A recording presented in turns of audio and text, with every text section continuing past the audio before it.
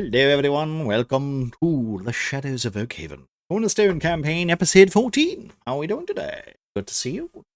And today we're going to go and have a little chat with our friends and family. Please don't fuck up. Please don't fuck up. Oh good, it did work. Also, Grom is too small. Alright, let's say hello to our friends. Button. Here we go. Hello everybody. How we doing? Hello, Manic. Greetings. Hold it. Just in time, he says. Ow. All right. Well, let me just do a quickie. This. Okay, so the smoke of the battle still lingers over Port Plem. The cries of the wounded echo faintly from the barricades of the acrid tang of burnt wood. Blood still hangs in the air from the onslaught of the goblins. Though their fight had been broken, the scars of the siege are everywhere. Splintered gates, toppled carts, and weary faces of townfolk who survived only because of the party's stand. You will have noticed in your late, let's say respite after the battle. Some of you, helping gather injured people to places where they could be helped. The injured taken care of, and of course, what most party members would enjoy: the loot of of the gathered supplies that could be recovered from this attack. You during this let's just say little skirmish of movement between the rest of you needed help and the able-bodied who were able to help. You will have noticed that Gilderoy had a couple of his men start to basically kind of take over the town hall a little bit. There seemed to be an argument leading to one of the locals kind of just being quite abruptly rude to Mr. Gilderoy as he's hovering around trying to make sure that his expedition goes to plan. So he's back arguing with the quartermaster and doing all that. Throughout the night, you've been basically hearing shouting from the building. I will say that also, as the dawn comes, who would like to say who is probably up first? That's what I want to say. I want to say there's not going to be one of you, but it would have been around dawn where the Imperial flags would start to appear. The Empire's banners, the reinforcements of the Imperial city, Bragos. Grom's newfound aches and pains are giving him trouble sleeping at night, and he is up bright and early. Okay. That's due to pain in his leg and arm. Oh. Morgan would probably be close by, monitoring him, helping with easing the pain and stuff like that. Time. Doing healing. Valerie's getting her beauty sleep. She's probably last. She's last up. Okay. Plus, she's got to get ready. It takes time to get your hair done, your clothes done, your makeup done. Make your eyes shine bluer than they should be shining. So she's gotta take a little bit of time. That's why you wake up early, Valley Girl. Come on, man. Get out of my room! What are you get? These are the barracks. They're all. it's just there is no special room for Val. I put up blankets around my little bed. Get out of here. Yeah, she has a pillow for. Yeah, she's got a little pillow fort in the corner of the barracks. Okay. Every other bed is missing their blankets and pillows. Yeah, every so often. More pillows. Yeah, every so often a soldier will come in going, "Is anybody using those pillows?" And then Grom's like, yeah, that's a fort, actually. That's And a big fan, I know boys I wouldn't alone. touch that if I were you. Okay. Right. Well, you'll see that there is some Imperial soldiers start to not necessarily. They don't go straight to the town hall. You do realize that that they start to almost kind of like start to cordon people off and start to lift people up and more secure buildings. Out of this entire attack, the town hall seems to be like the one building that has not suffered any, stray arrows. You will see that like most of the barracks kind of is all right. It's not bad. It's pretty stable. But like most of the farms, the roofs are on fire. They've kind of turned to cinder now, and you can see that this was quite a brutal attack that you were only on one side of. Managed to essentially stop the threat from that direction at least. But as the dawn comes, I will let you decide what you're going to do while we at the scene. Yeah, in the general hubbub that is the cleanup work, we probably have a contact with a lot of guards, and I would like to ask around for my fellow tiefling if anybody has seen her. Okay. And I describe her like, okay, she is a head taller than me, and she is a lot better equipped. She is red like me, looks angry all the time, seems to be restless. Have you seen anybody like that? And this is like how I describe her when I Give me ask. How many times will he just be led to the mayor of the city? No, give me investigation. Give me an investigation. Investigation. They just drag him to Magda like one time. Hell second. no. Okay, right. With your 6, it takes you like quite a while. You go from like guard to guard, and these guards are kind of like, they're not the most brightest people. They're clearly like, some of them work for Gilderoy, some of them are actual just farm boys that have been picked up with a sword, thrown a shield, said, "Hey, watch this." You do see that some of them are, they're doing their best. They almost seem scared as you approached, and it's not because they don't have the information, but they do find your presence kind of intimidating. Is that because they've seen someone similar like you? Or is it just because you are quite intimidating yourself? You're not quite sure. Okay. Yeah, I'm just assuming since tieflings aren't really well received anywhere, she would stick out. So I'm counting on her sticking out, basically. I'll say like it takes you about 2 hours for like going around asking a bunch of people until you get to one of the scouts who is like coming out of the woods with a hair over his shoulder, kind of just getting some food in the morning. And he glances over to you going, "Oh, I see another one of you." Oh, have you seen someone like myself recently? Well, I mean, unless you're bloody quick. No, I'm looking for my, colleague, I suppose. She is a head taller than me, same color. Yeah, well, I think also, I mean, well, I was being gracious. You're not very feminine. That's true. Thank you. Yeah, well, I saw someone out there. Somebody, well, as you know, the woods out there is kind of dangerous, goblins and all. Yeah, some, well, she didn't say her name, but she definitely saved my skin. No, okay. Can you tell me the direction and how far approximately? Oh, this was like where you've seen her? About 3 hours ago, so probably. Well, you'd have to head southeast. So. Southeast, okay. She was in the middle of the woods. She was in the middle of the woods. I was literally going to my hunting grounds, which I'll get the primest hares.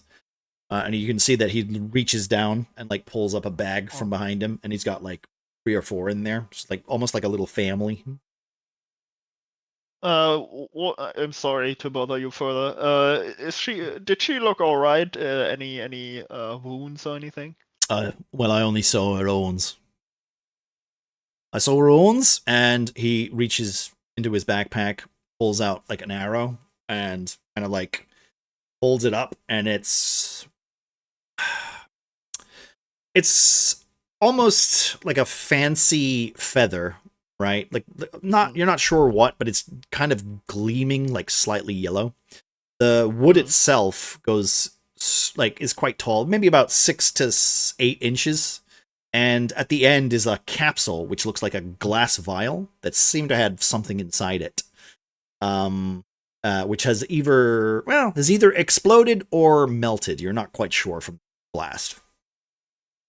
And I'll say that is all entangled in your investigation 6. Okay. Thank you, sir. That helps me a lot. Well, like I said, most of the people, they either headed southeast to get to their farms, or they were heading for Oakstar, and that was like 2 days ago. So, like, you know how to deal with yourself, and you can dodge those bloody goblins. I mean, that's a good start.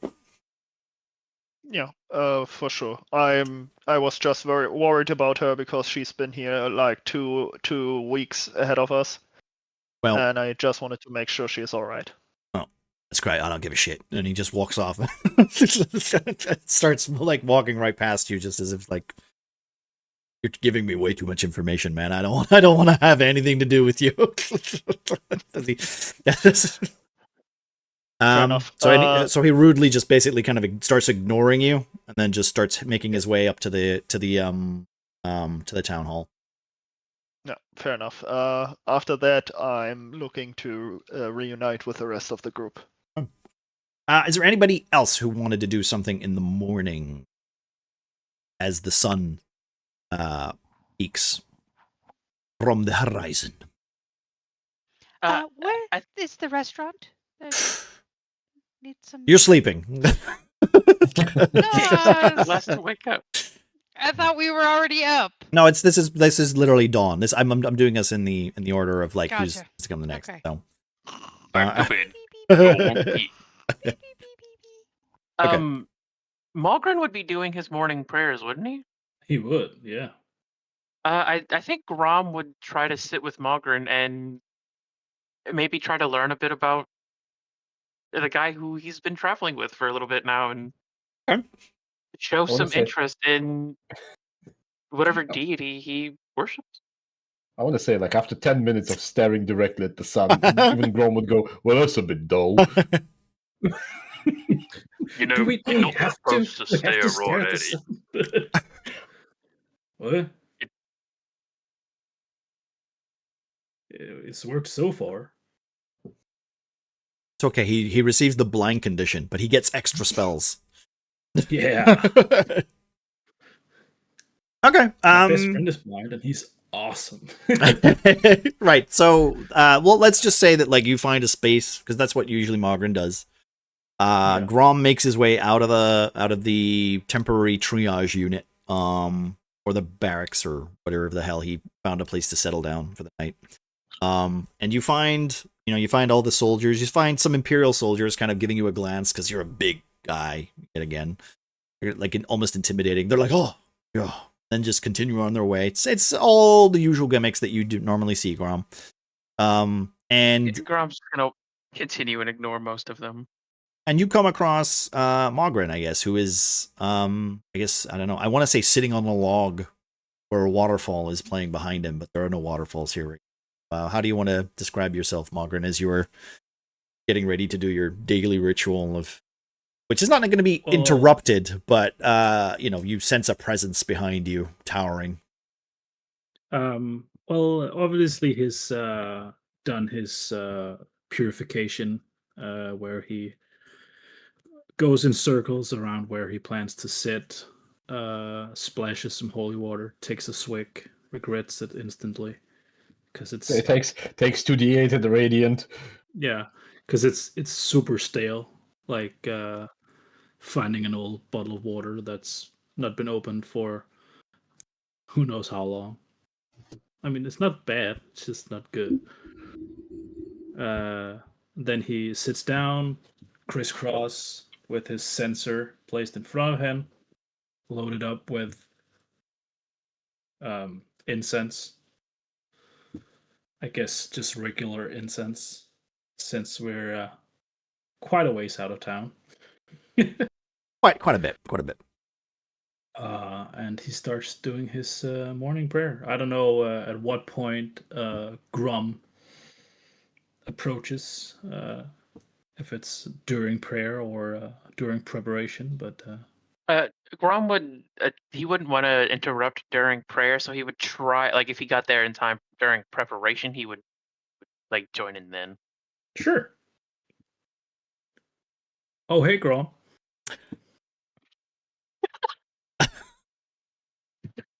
It's like between bong hits. Reminds me so much of fucking Probably Wiseau's room. Whoa. Oh, hi, Grom. So, how's your wife's sex? Yeah. I did not hit her. I did not. I Can am you not move- Can you Ramus. move a little bit, Grum? You're blocking out the sun, you know. Yeah. Sorry, Morgan. He'll shift out of the way and kind of look over his shoulder towards the rising sun. Do you you mind if I sit with you? I don't mean to interrupt if I am. No. Please sit. I don't have a spare sensor or anything. So you're gonna have to I don't even know ruffling how to through use my one. bags, find an old candle. This will do. There you go. All right, you're the cleric. I trust you on that one. And Grom is going to sit himself beside Mogren, crossing his legs as best he can. Roll for acrobatics. One of them is still in a clam. Do we get it? Okay. Hey! Nice. Okay, Nice. so let's just say that you do your best to not like trample on all of the bits and pieces that Mogren has set out. You settle yourself down. You tuck your little legs in. Also, you feel like one of your legs that has been feeling a little rough lately because of your recent endeavors go, and you hear like the loud pop. You even feel the ear in your inner ear pop with like just pointing, like clicking it, the joint back into place. You feel like you can walk again properly. I got it. Oh, that's actually good enough. All right. He's already working wonders on you. I don't know who you're talking about, but this is nice. And Grom is going to, as he's sitting, take the little candle and try to mimic what Mogren has set up on the side of him. Great. It's trying not pretty to be at as all. respectful. Yeah. It's Well, very not so much. crude. Yeah. He's trying to set up more the layout, not like a one-to-one, but the significance of it. Like, okay, the sensor is set here in front of you instead of like off to the side. Oh yeah, sure. Okay. All right, roll for religion. I need you to roll for religion too. Are you gonna help him? Are you gonna like interrupt him, or are you gonna let him just do his thing? Grom's mom was religious. He knows what he's doing a little bit. Yeah. Well, Grom's been around dwarves, yeah. Yeah. So he seems to be doing it kind of right in the wrong order. Like, I mean, your practice is not necessarily, the most traditional. So you find that what he does is kind of not necessarily traditional either, but he does seem to be following the similar steps as he kind of sets these things up and kind of glancing over at you every so often to kind of look at you as if he's like, am I doing it right? Well, this is very official. And Morgan thinks back to all the times he's been like rejected from temples and official official church business. But like, oh, look at me now. Anyway. And then Grum just sees Morgan look up and just stare right at the sun as it's rising in the horizon. Are you okay? Yeah, repeat after me. And then in very thick dwarvish, he's gonna start saying his prayer. Do you speak Dwarven? I'm checking that right now. Because if you don't, that's great. I do actually. Common, Dwarvish, and Orc. Awesome. Then I'll read it out in English because I don't speak Dwarven in real life. You do. It's just called something different. It's How just about do Danish. something like yes and It's now just to boards Danish, we yeah. go. It's just Thou sing Danish. the good. Manic speak wants me to evil. do Dwarven as Danish. I think it makes sense. Scottish or Danish Yeah. works. Yeah. I use Draconic as Polish. Seraphina, flame of the dawn, bless this day anew. Grant me the strength to carry your warmth to others, to welcome them as family under your light. Shield me from the shadows, and may your fire within me burn bright and true. And then Morgan kind of glance over to Grom, like side glance. Can you Grom? roll religion, please, Mogren? And then Yes. continue. Sorry, Grom. Grom will do his best to try to repeat in Dwarvish, I suppose. Yeah. All right. Go. With a 15, I say that you've spoken enough. You've talked to dwarves. You had your moments where you had a bunch of these It's never done it for ruffians, religious purposes, but I mean, mostly swear words, but like you can get around, right? You do a pretty good job of kind of repeating it verbatim. Also at some points where you start like also like almost auto correcting, right? Like what Mogren is saying, because like he's doing it, but like he's almost like he's super focused that you're kind of there. You're a little distracting for his little ritual. And this is where Mogren's god finally presents himself to Grom instead, because you rolled lower. No, what? Jokes aside. Oh man, Grom just burst into flame. It's a miracle. Oh my I god. don't feel so good. So you find Put me out! Are you kidding? This is awesome. So you find yourself kind of like at an inner peace. Like it's not something that you've ever considered.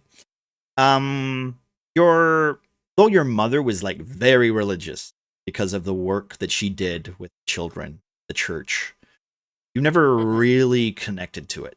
Not in a way that you felt fit you. You just it was more of a, be nice to kids. They're your upbringings. These are the seeds. Grow these, and they will become great oaks. That kind of jargon. These phrases that your mother would always say to you growing up back home. And there's something refreshing about Mogren's ease of just taking in the sun. Essentially sunbathing almost. And you feel like a lightness in your chest, where not necessarily this is what is for you, but you do get a slight understanding of how Mogren can see the world so brightly.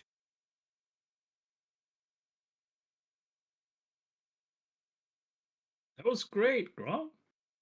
I didn't know you knew the prayer. Well, I mean, it's usually I don't.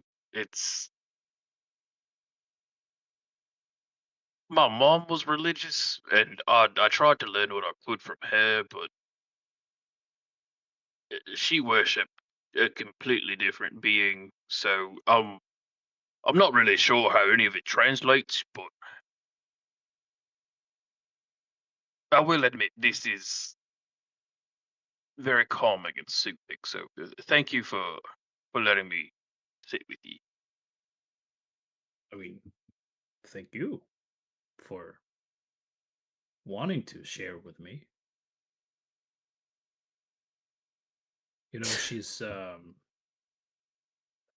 She's pretty cool.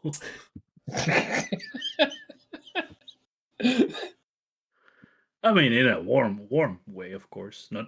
Not cool as in cold, but more cool as in, well, cool. I will say, I'm sorry. going to thank you. Let me put my words in here, because I will say that you will find it a little odd that Mogren, most dwarves, they they believe in the god Cinder, who is the god of creation, the god of forge, the god of the sun himself. But you basically notice that Mogren's talks as if it's a woman, as if there's some other kind of entity that is not necessarily Cinder, but he like, from what his belief kind of is that there is not the usual practice for what normal dwarves would be. And he has mentioned several times that, he's been ostracized by his own people for having these beliefs. But I would say that at this point specifically, you'd be like, he's what? Like, why do you believe this? Why do you think it's a woman? Why do you think it's different? Why are you not following the creed of? Wait, yeah, no. Grom having repeated the prayer would have. It's just kind of clicking that was a different name. That wasn't. That wasn't the usual god's name. What? That So most just because dwarves she's a worship. woman, she can't be a god? Is that where he's no? Whoa! I'm Whoa. married. Well, Hold on. clearly the god of I'm Cinder married. belongs in the kitchen. Only the goddess That's I know is my wife. That's why- So Morgan, Yep. the name that you said there in the middle of the prayer, Yeah. that's Seraphina. not. Yeah. I don't think I know much about that one. Most other dwarves I've met usually pray to Cinder. Yeah. Well, of course. He's the father of us. He created us. All right. Now, who is Seraphina to him? Is there some sort of like relation or? Well, that's what I'm hoping to find out.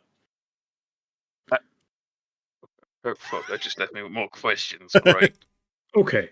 So, it all started. And as Mogren Hold on. starts to talk grab about my this, we're corkboard gonna we're gonna cut to somebody else's. So yeah, we'll say that for the next half hour, as you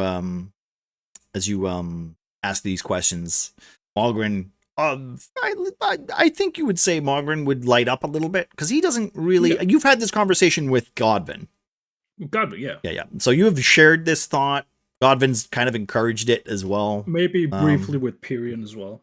I think probably with Pyrian, depending on, with your downtime, you probably had times where he would talk and you were like, why are you up so early? And he's like, I'm always up so early. And you're like, yeah, me too. And, then you would kind of bond on that. But in a very quick recap, Morgan will mention working as a boat hand, actually.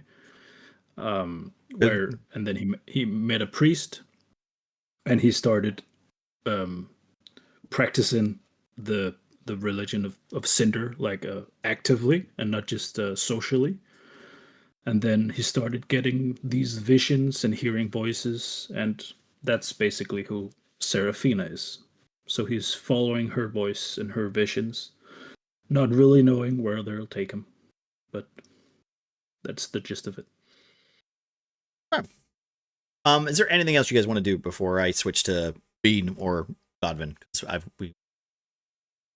No, I think Rom is getting really enraptured in this conversation, and I think he's diving in and trying to figure out stuff because he finds it interesting. Okay, wait. Just so I'm clear, Godvin, where are you right now? Shaving. You're shaving. That's probably a good. It's morning, and since I don't have any cemeteries nearby, Godvin would probably just start his routine by, as always, shaving his face. Okay. Checking that his hair is not too long. We'll say that for you've got a bucket in front of you, and you've got your little mirror that you've pulled out of your backpack, and you're doing your shaving as Val is snoozing. I do have a shaving kit, yes. Yeah, as Val is snoozing in the corner behind you. After that, there's probably going to be a moment where Godwin notices the tattoo again. Okay. the mark we received from the temple. It has because he's been in his armor at the time in the chainmail. Yeah. The tattoo is quite visible in his from under his shirt. That's how he noticed it. Mhm. I just look at it and go, "Oh, this might be a problem next." I need to be. We'll need to check out with Morgan later. And without putting armor on, in his like usual civilian clothing, which is a black shirt, a sheep wool vest, and regular pants, he will just grab the alchemist supplies he picked yesterday on the battlefield from one of the goblins that's been trying to drag it out. Yeah. Essentially away from the place.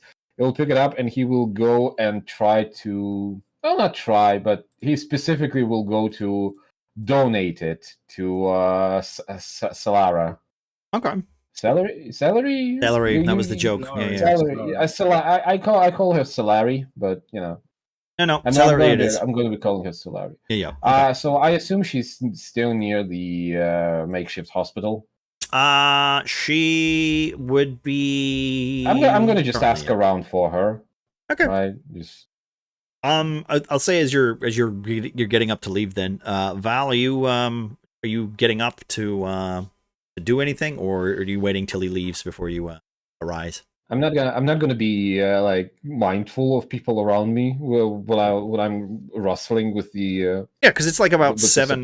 Yeah, 7, 8. I think like if you were to wake, you would see him like shaving and then looking and checking out the tattoo itself, and then gathering his things. You know, it's quite early, but it's soldier time, I want to say. You know, like it's everybody who's usually on guard duty is already up by now, right? So Val would probably be like, "Oh, at least these people are up." But Godwin's used to it, Parian's used to it, Mogren's used to it. Even Grom, who gets kicked, told to get up and leave. Like you guys are used to be early risers. The only person who isn't would probably be Val, just because of her exquisite background. Exquisite. Would I have seen Godwin looking at his tattoo and stuff? Or Yeah, I just said that. Bathroom. Yeah. No, Okay, so it's like I said, there's no real bathroom here. It's like right. It's opened up and there's no real privacy in like a barracks, not really. So I'm just sitting near. Godwin is just sitting on his bedding with a bucket nearby, kind of dipping the razor in it. So I'd like to think that for a great deal of this time, Val was awake but pretending to be asleep, like waiting for the boys to all leave so she could have some girl privacy. And Godwin is just still there being Godwin. unaware of social cues. Okay. Yeah.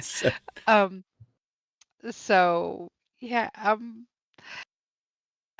Godwin, darling, is where's the do you know this town? The ladies. Do you know what the ladies' room is? I really need to go freshen up, and it's just not proper for a girl to do this in front of men. Oh, I'm sorry. And Godwin will just kind of turn around in the bed. No, just placing the bucket on the other side. On the other side. Okay. Well, just covers his eyes. I won't look. I won't look, Miss Malibran. I'm pretty good at shaving blinded. Ow.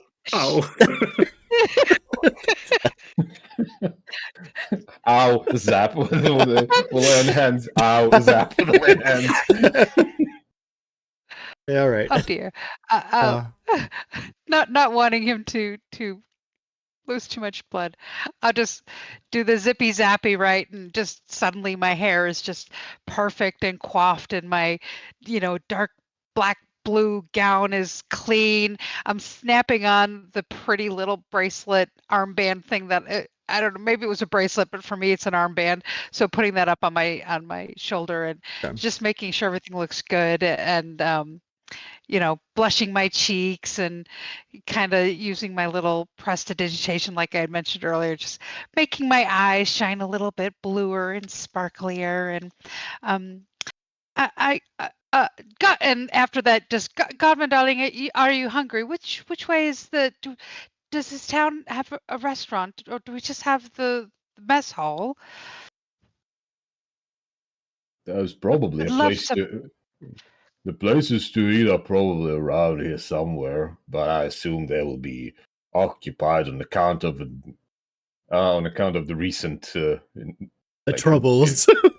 recent troubles. I'm I don't think. Am I aware? Is Godwin aware of the approach to about the arriving guards? You would have heard the marching, like you would have heard the marching. If you looked out the window, you would have seen the Imperial flags. You would have seen all the they're not exactly subtle when they're marching. Yeah. We might have issues finding a table on account of all the newly arrived Imperial troops. Well, darling, you look famished. I'm gonna go fetch us some crepe Suzette, maybe some eggs Benedict, some coffee, maybe a latte. I'll nip back right in a moment. I'll be right back. And I'm just gonna march out like I own the place and walking downtown with just looking for a restaurant and just aghast that there's. I'm gonna be honest, right? Godwin is stupid. Yeah. But he wouldn't miss that particular show for a world. Well, I would say as soon as you is she going to find a restaurant in a fucking coastal shanty town? Well, as she goes to the door, she just sees. You will notice that there are carts that are flipped over. There's like arrows that are still in the rooftops, still sizzling away. I don't even see them. Half of the hilltops are kind of like still trodden with goblin feet and tracks leading back into the woods. Yeah, it's like I said. Do insight check investigation. I'm looking for a restaurant. Oh, okay, go for it. Yeah, go for it. Godwin will be standing right behind her with the alchemist supplies on his back. As you look for the restaurant, you see what the closest thing that could be near the restaurant would probably be the town hall. That's the only building that seems to have all of its walls.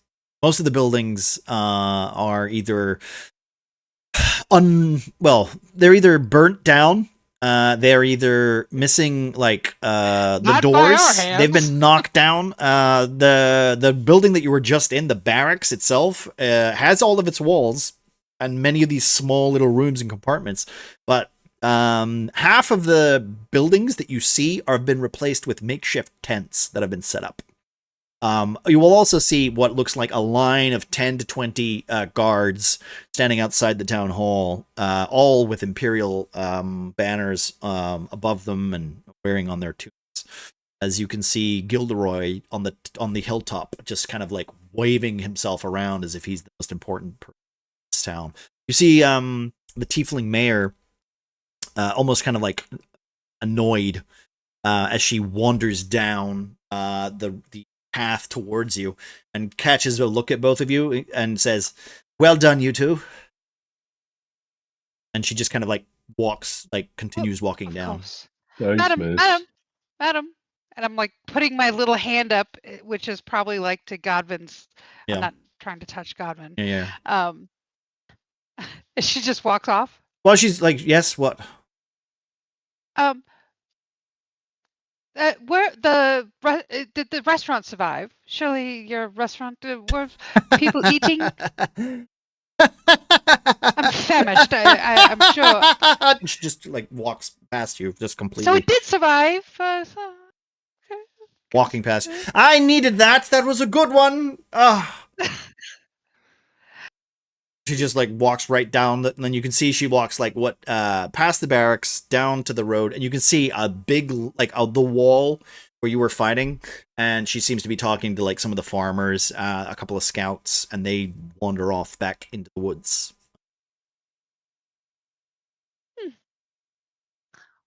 Got to be able to find some food somewhere. Ah, Godwin, my boy. Val! Ah, Mr. Gilderoy. Quickly come up here now. I need to talk to you. I guess Godwin trots in a brisk pace. I will say at that point, Pyrian, that's where we could say you guys can all kind of bridge along and catch up.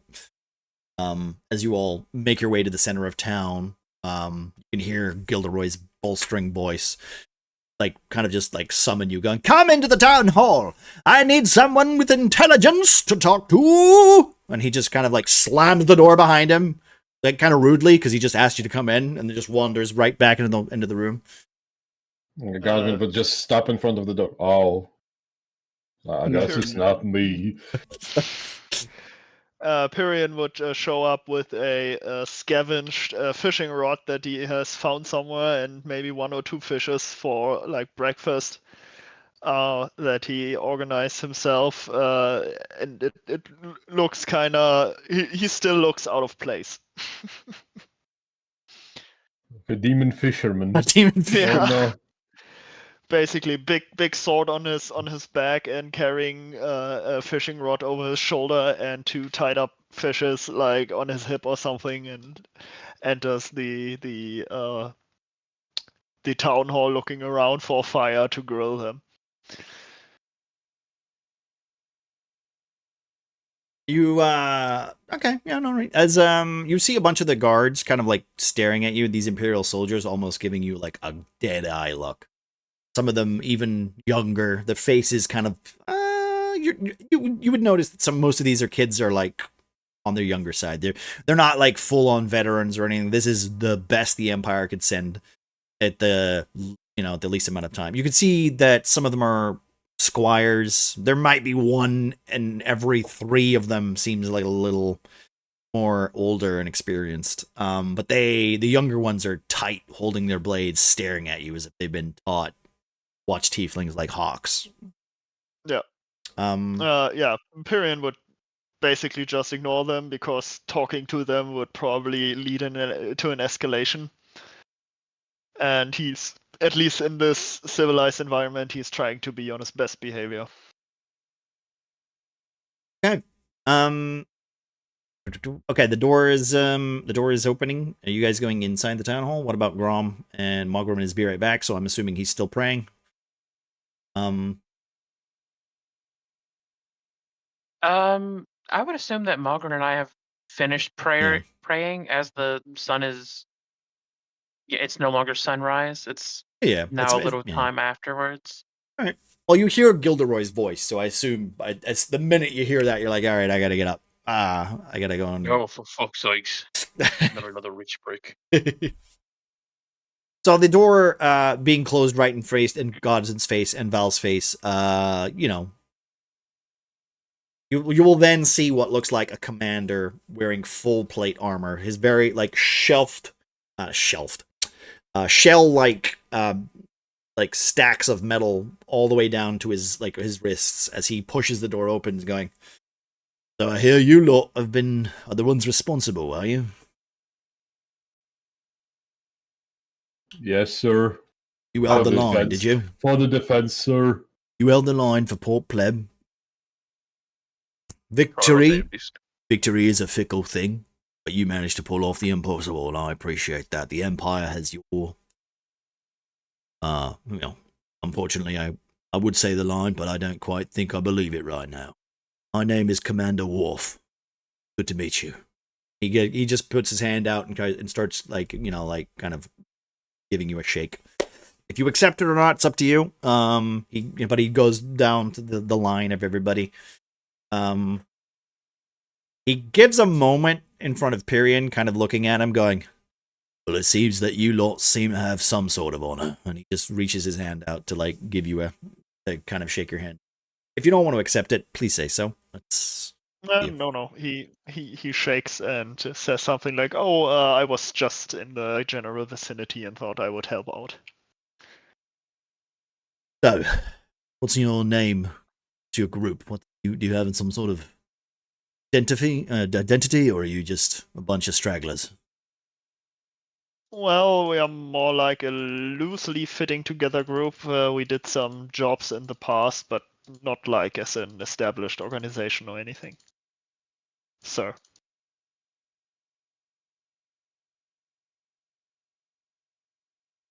We're intended to assist Mr. Gilderoy with his expedition.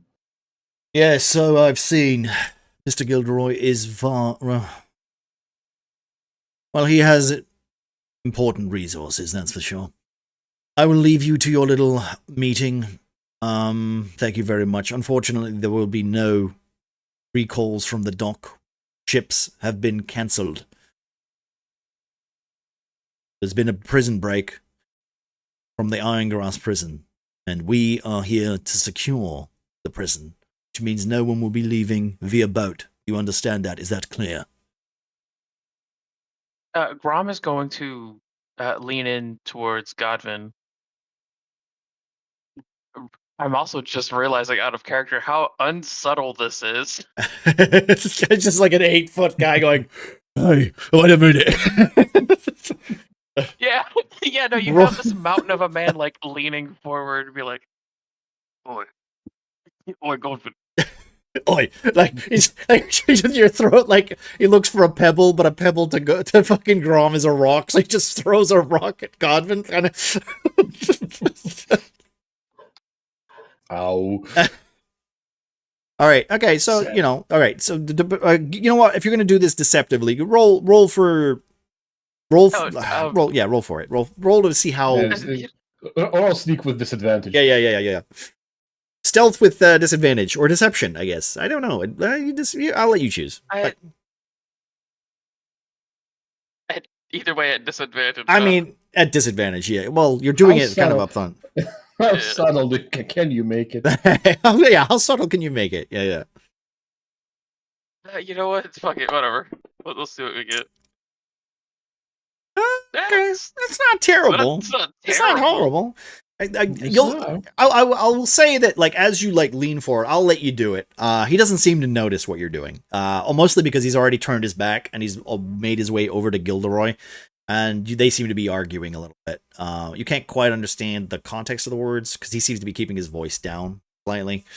And he just glances and says, "But I will be talking to you later before you leave, Gilderoy. We have not sorted this out."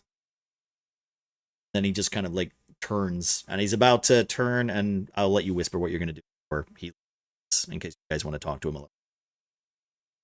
Didn't that guy who sank our ship escape from that prison? That he did. But they didn't say it was immediate. Well, I mean, maybe we should ask him how many escaped. Yeah. What's that? Sir, we have something to report in that case. What is this? We arrived here by the ship by the name of Salt Widow. Salt Widow. Yes, we saw that. That ship was destroyed. Yes, we were survivors of that shipwreck, and it was downed by one of the people who claimed to escape the local prison. Oh, what was the name? He was the quartermaster, I think. His name was Luke Felch, sir. Felch.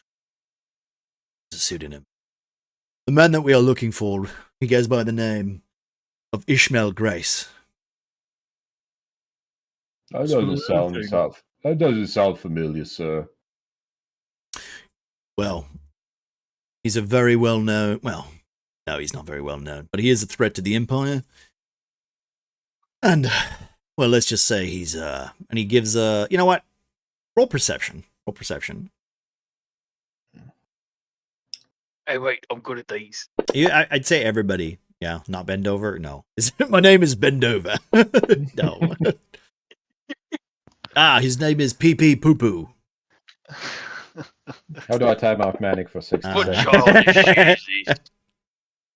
All right. Oh, God damn it! Damn. My rolls. Piran, you weren't on the ship. What the fuck? Yeah, you weren't there. What the fuck?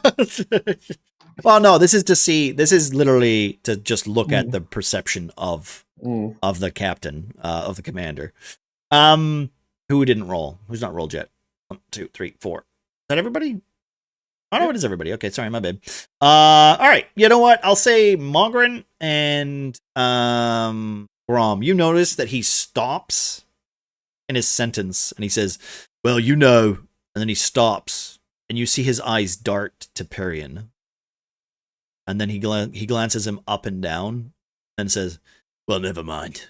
And then he just turns and says, "If you do have anything to report from Ishmael Rice, I am warning you, he's a dangerous threat. The Empire needs to deal with him immediately. And I am not joking. He is a serious problem. The Iron Grasp prison, we send the worst. For a good reason, to keep them away from society, to keep them away from good folk, like the people of Port Pleb. Now, I know for a fact that right now they have a goblin problem, and that's necessarily the case of the majoring factors of this society, but the Empire will do its best to deal with its criminals.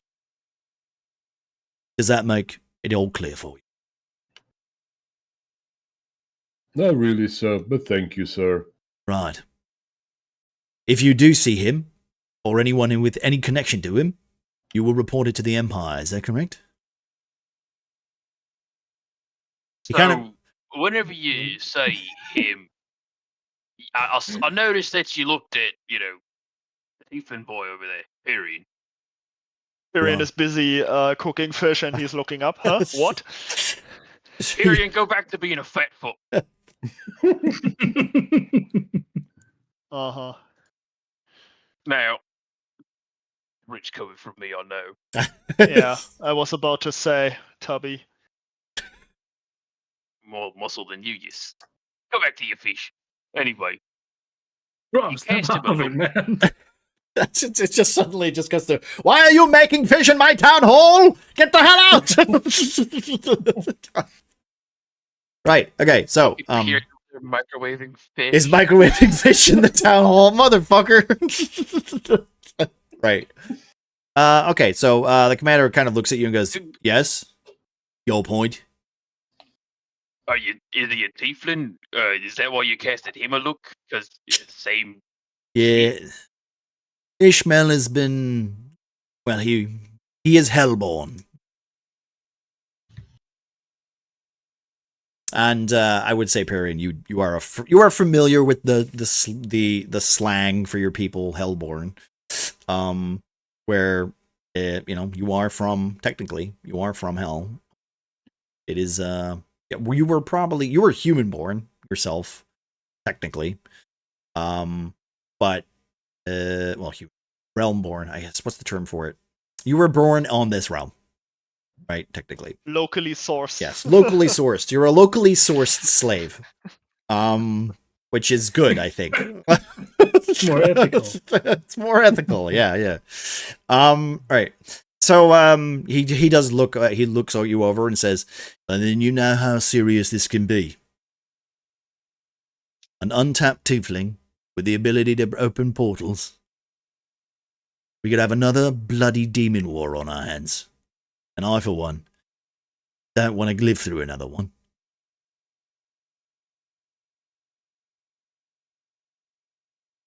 Anyway, I have my duties to return to. Can I try to roll history? Roll history? Go for it. Yeah, when was the last demon war? The last demon war is, 2 weeks ago. It was 2 weeks ago. Rob has no idea. I would say the last demon war. Okay, you would know that it was like the last story that you heard was probably like 100 years ago, right? This guy looks pretty young. You can't tell if he's human or not. You can't see in his face. Usually, most Imperial soldiers are human. I'll say with your perception check of just glancing this man over, you do notice that he is of elven descent.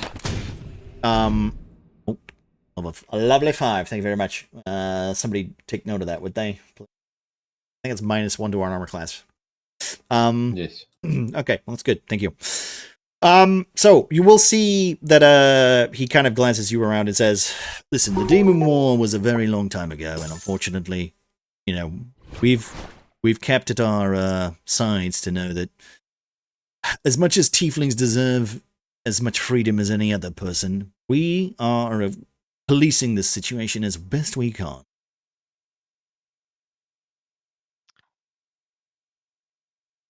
Insight check. Okay. Um, What are you looking for specifically? Well, just his sincerity about the tieflings, like Oh, okay. they're Like, not all just pieces of shit. Oh, insight for I thought racism. he's doing a racism. Yeah. He's doing a racism check. He's rolling Do for you really racism. like Yeah. tieflings? Can I roll for racism? Go for it. With disadvantage, because it's really hard sometimes. No. No, he seems genuine. Like you can see from his very demeanor, just from the way he's talking to Gilderoy, who is also another half elf. You do see that he kind of wears his, he's not walking as if he's tired. He seems kind of on point. You do kind of get the fact that he is a matter of fact. So he's very much like kind of almost like shaking to the point where he's like, I kind of want to get on with what I have to do here because it's important. And considering the amount of people that you've walked past that look like kids or experienced soldiers, 1 in every 3 being kind of like an older man or like a even a grandpa, kind of like between like these weird helmets that have been like cheaply made and stuck to these people's heads. I would say the insight check in itself can sense some genuine, he works for the Empire, but he's not necessarily, falling in line to what the Empire is supposed to represent or did represent a long time ago. But you probably get that from the very fact that he has and probably did fight in the last war. But he was there to kind of witness it, not like most people who are like, "Oh, tiefling, by the way, I didn't fight in any war and I lived in a mountain, so I didn't see any demons," but tieflings, that kind of thing. This is Chief Indigo, right? No, this is Commander Worf. This is Commander. Yeah, oh, Worf, you did say Commander Worf from Star Trek. Yes, he's the Star Trek man. Yes, right. You should have checked. He's actually Klingon. Oh no! So his yes, Bean. Wait. Concerns are precedented. Yeah. Gets +2 to forehead. All right, Bean. Sorry. What was your right? So when Commander Worf mentioned opening portals, that's perked my ears. Excuse me, Mr. Wolf, Commander Wolf, you mentioned portals. Have you seen portals open recently? And are the known associates of this Ishmael that, just throwing out a name out of nowhere, just like Valhalla, and things, anything additional like that? I'm sorry. I don't understand the question. He kind of glances you over. So you mentioned portals. Yes. And pending war. So question number 1 is, have you seen or heard tell of portals being opened recently, aside from the 100 years ago wars of the tieflings? There has been no... You mentioned this for a reason. My scouts have not noticed any portals opening. It is only... Well, let us just say that we have information that him being free and unchecked, as in he has no contract. He has been he killed his last master. So his ownership and his the spell that is attached to every tiefling that is in the Empire is no longer in check. So if he was to cast a portal, we wouldn't know. Got it. Known associates or other known villains that have escaped from this prison, Several people other escaped. names? Several. Like, that was during his escape. We don't know. We haven't got all the numbers. All we know that is he is missing. Several were dead. And, well, many guards were missing. So, yes. I will. And I'm just going to, keep going. Sorry. And, well, I will say that he kind of feels tired kind of saying it as he breathes out. You can see his shoulders kind of sinking a little bit. And he goes, I just would say that do not try to negotiate with the man. He's very, very cruel. Got it. Okay, I'll be the one to ask the question. Do you need him alive? Probably not. Good. Yeah, I'm gonna kind of look up over at Grom and Morgan and Godvin and just kind of like not trying to not let Commander Worf see my eyes, and just kind of put my hand up and I'm just gonna mouth the word portal and just kind of maybe make a face, but just okay. So, but out of character, what the hell do you mean? She basically trying to connect. No, I get it. I get it. But I would like you to explain it, just so that we're like right, people who are that aware exact thing. Is there a relation? Because we just saw not just, but days ago, a giant portal open and a ship fucking yeet itself through there, and I think the one chick also opened a portal and let herself out before that big fight. So we've seen portals recently. I don't think any of those were tieflings. Basically, but just Valivray is making a connection between the what's the name of the fella? Ashlock, Valhara, No, Malgrin. not them. It's their master. I'm trying to remember the name of the master. The Old Father. Oh, they spoke about. Old Father. Yeah. Yes. Yeah. He was just given a title. Mm-hmm. He wasn't given anything else. The title. Yeah. Chain Father. Chain Father. Yep. Chain Daddy. Yes. But they also called him the Old Father. Right. Chain so Daddy. Okay, that's not. I don't want that. I don't want that to be a thing. But wow, that's a whole kind of different religion there. Yeah. Hey, you can't give us a BDSM ship and not call the guy Chain Daddy. That's illegal. That's illegal. Have to know that as the rules apply, we can call him that. Yeah. Because he has never rescinded consent, therefore it counts. Okay. I mean, it's from metagaming perspective. Yeah, we can call him that, but it's more the same with the Jaddle. We basically just again diminishing the threat level. It's okay because remember what happened last time? You guys tried to make fun of those villains. I pissed myself. Yes, I remember.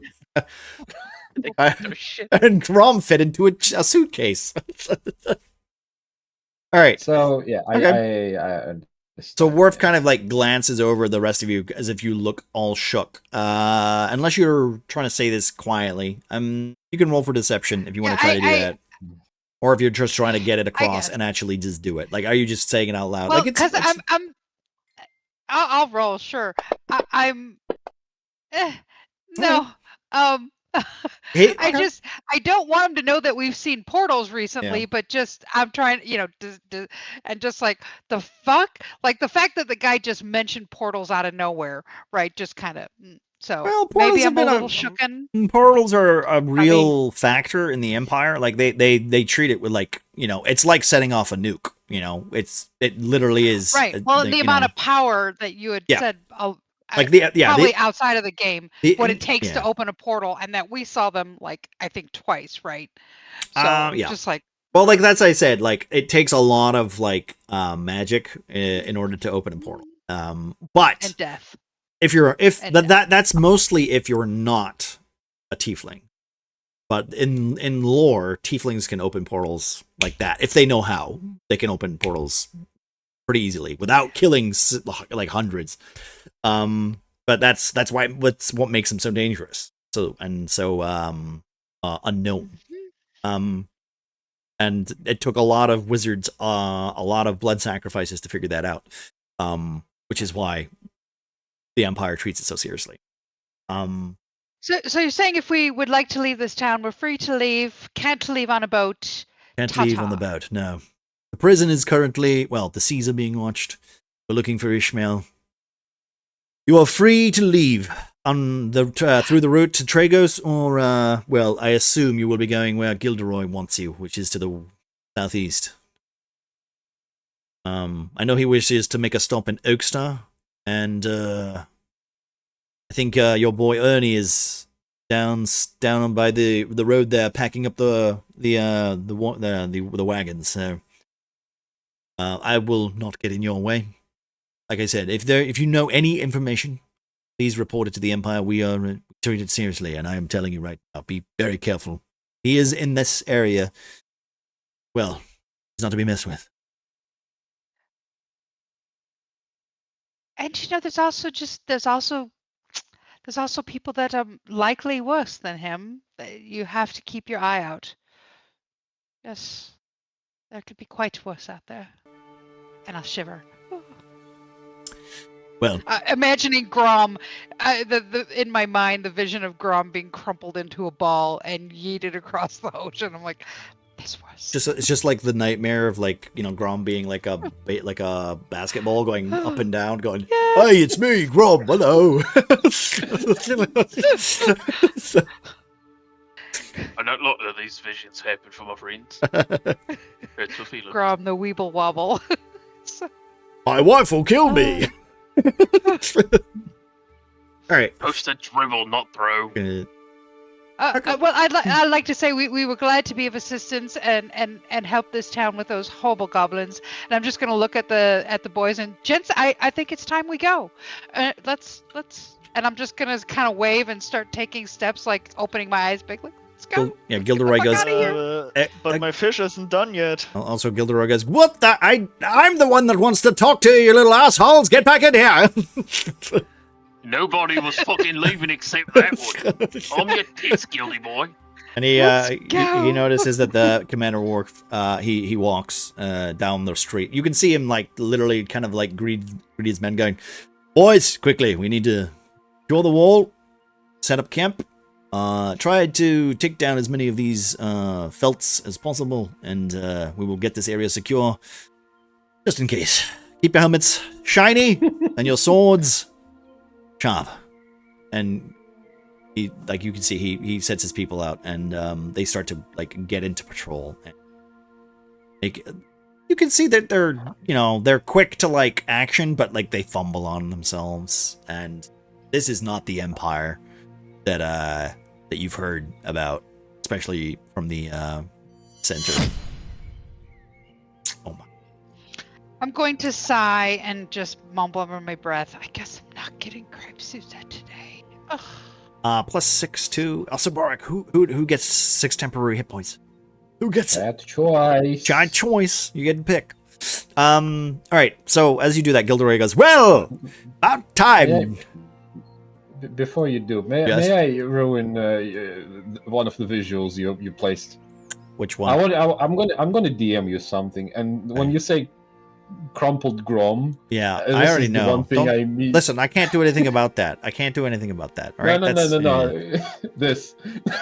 What am I? What? Oh yeah. Okay. Well, no, because he wasn't you Grom. Into a pretzel Grom one time, and you become the pretzel man. Grom wasn't squished into a cube. He wasn't squished into a cube. No, he was squished into a set of stairs, or like a harpsichord kind of, An accordion. Yeah, accordion. That's the one. Oh no! Yeah. Look, I'm a dwarf. Look, I'm an orc. Look, I'm a dwarf. Look, I'm an orc. All right, so can I quickly check if Pyrian is actively cooking? Correct? Yeah, he's cooking. Yeah. Can I see if he has any knives in the open? I would assume so. I mean, he's sitting over the fireplace, just sticking his fish on a stick. Well, yeah, that's the thing. He has a fish on a stick. You don't need a knife for that one. Yeah. I mean, he needed the knife to gut the fish. So okay, he got it inside. Yeah, I would assume he would have done that by the river, but okay.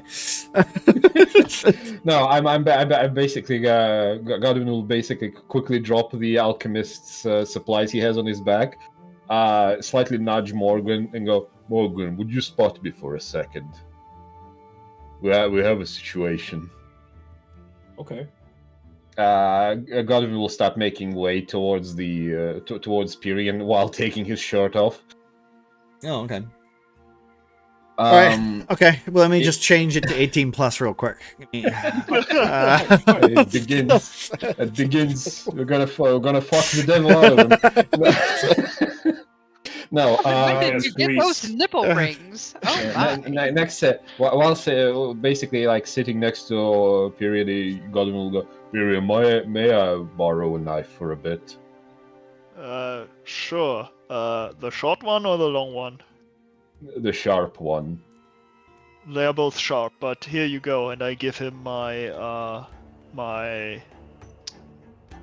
hunter's knife. Okay.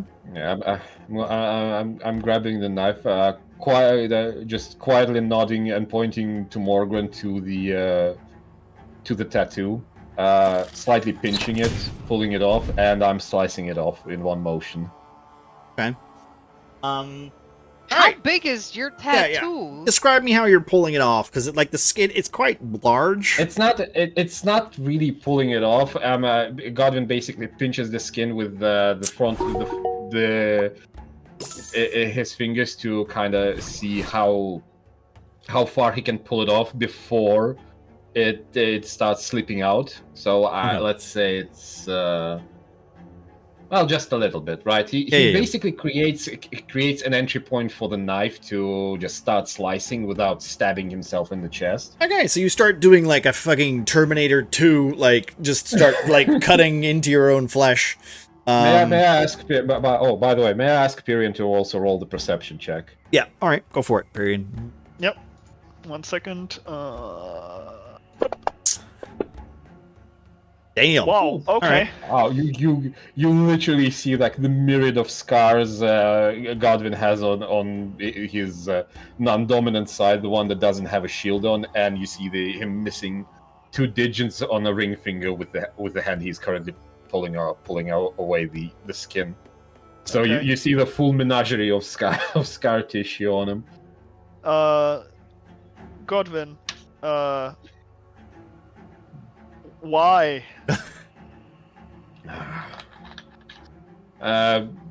What do you mean?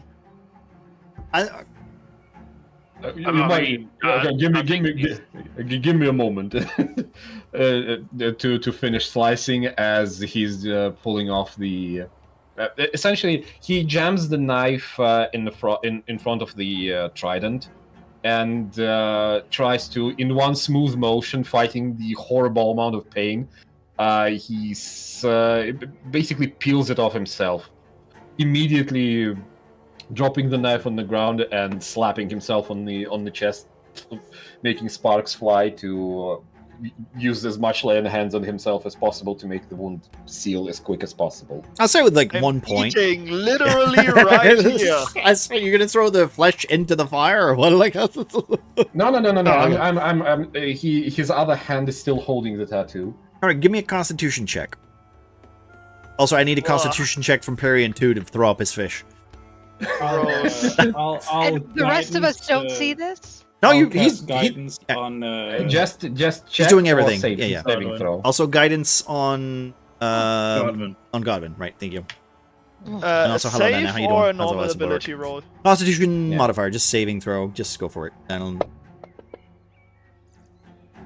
For me, it's a 9er. Oh. Okay, No. I am vomiting.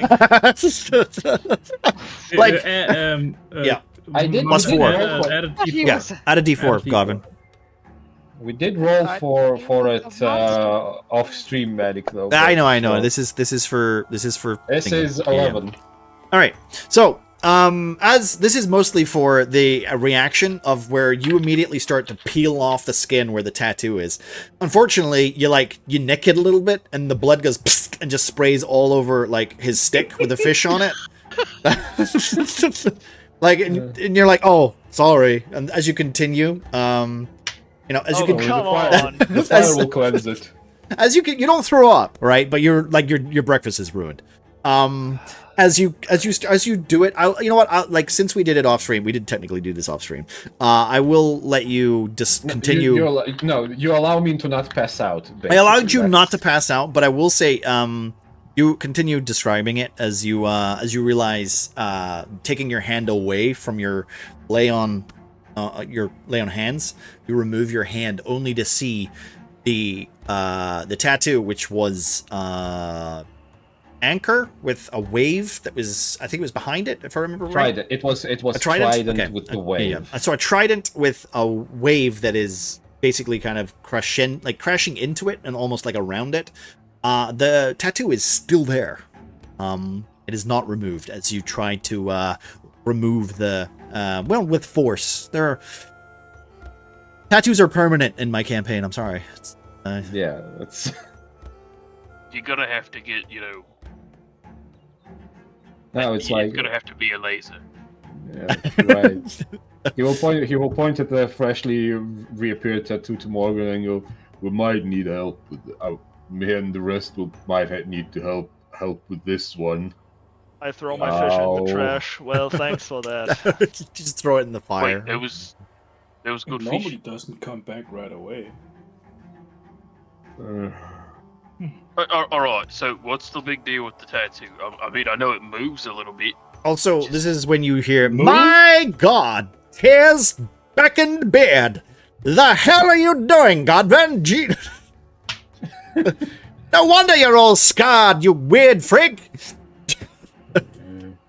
Sorry, Mr. Actively Gilderoy. ruining my breakfast. I'll get you more fish, Pyrian. Don't worry. It's just like Gilderoy, he runs over to the window and kind of opens it and goes.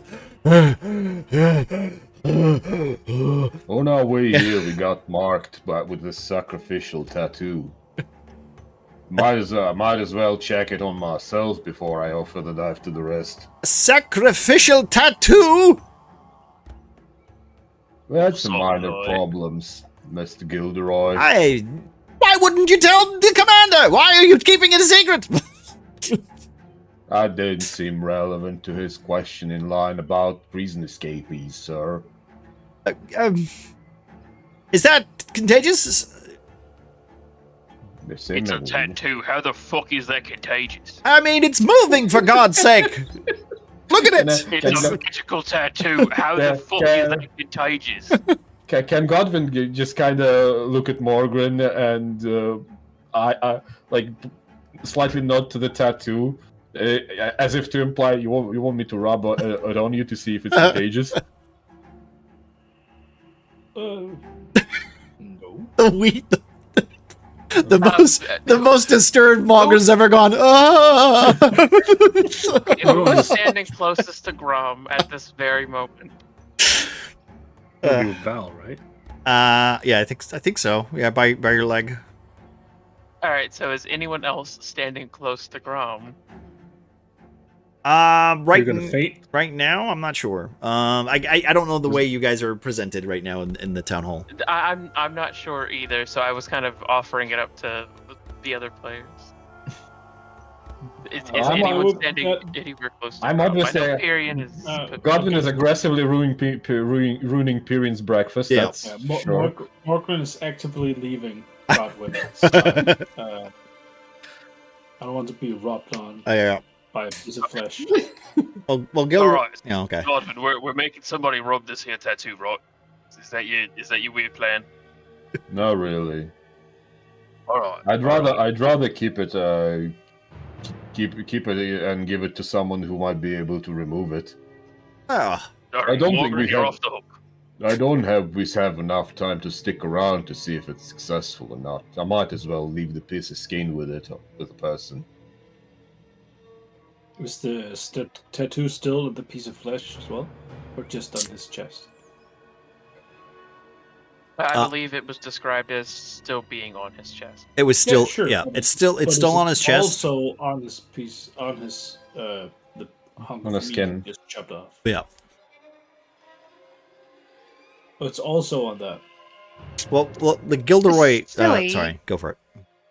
Magical tattoos just tend to be wish you would have talked to me first. I would have told you this. It's magic. It's not like it was done with real ink. It's silly.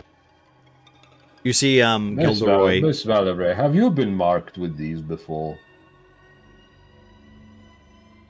Well, of course we were all marked with that tattoo, right? No, I mean, mean have I had before that. other ones? Well, of course not. But as a wizard, these just things that you know that Me and Morgan things that are been placed on branded. you magically need to be removed magically. Me and Morgan been branded before. Some can be cut off. Some are like this. Godwin, that just means you gotta get a magic knife and do it. Tyrion, you got a +1. I'm just fucking with you. Stop cutting your skin off. Morgan looking through his bag. Walker, put your bag down.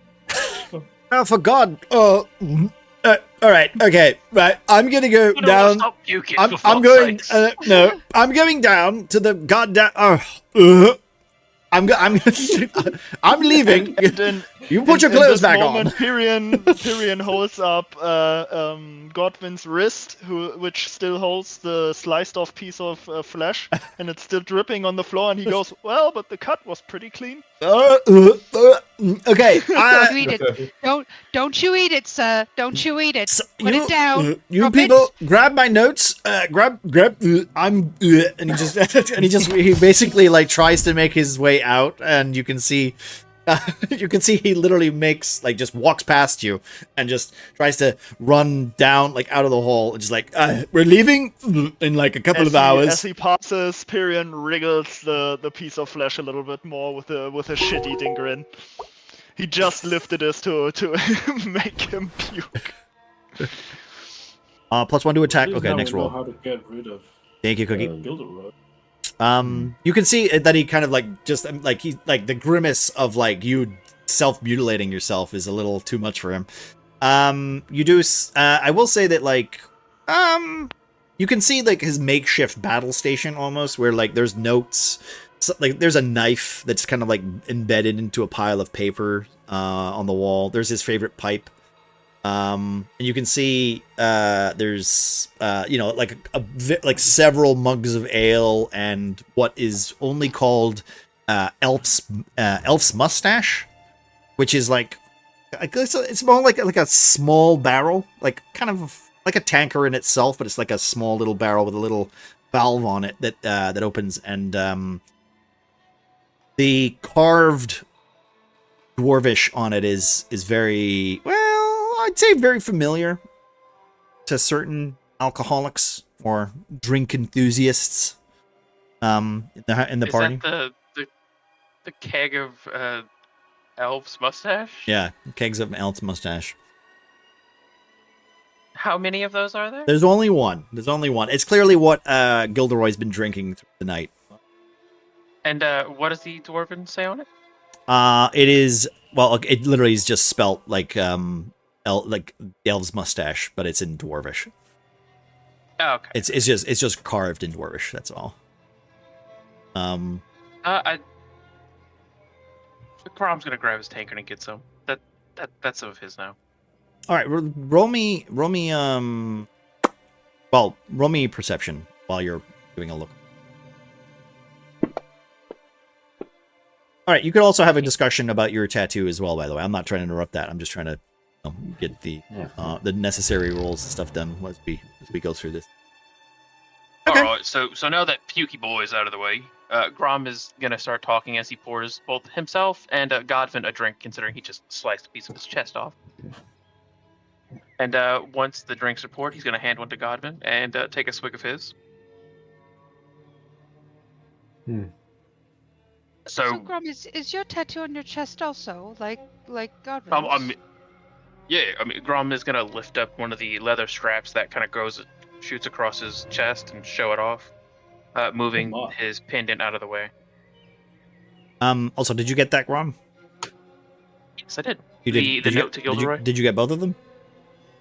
Yes, Okay. I did. All right, He good. killed the Roy Scout report and the other job. Yeah, so you look over his desk and you will see those 2 pieces of paper that are kind of like the last things that he had on the note on the board. And you can continue your conversation. So I just needed to make sure that he got it. So you got it. Yeah. Period. Magic tattoos.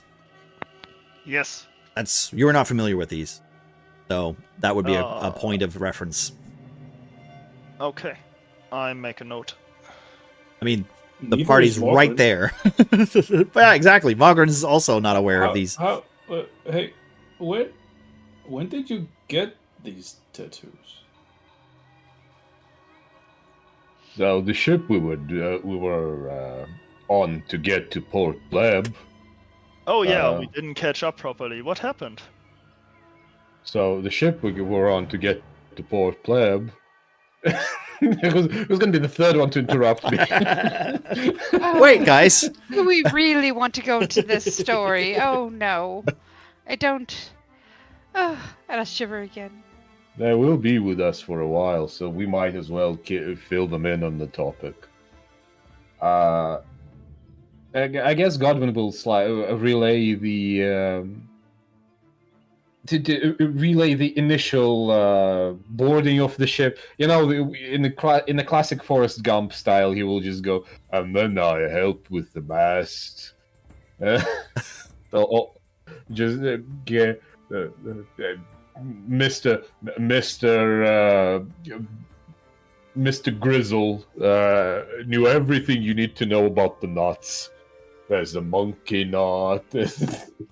All that.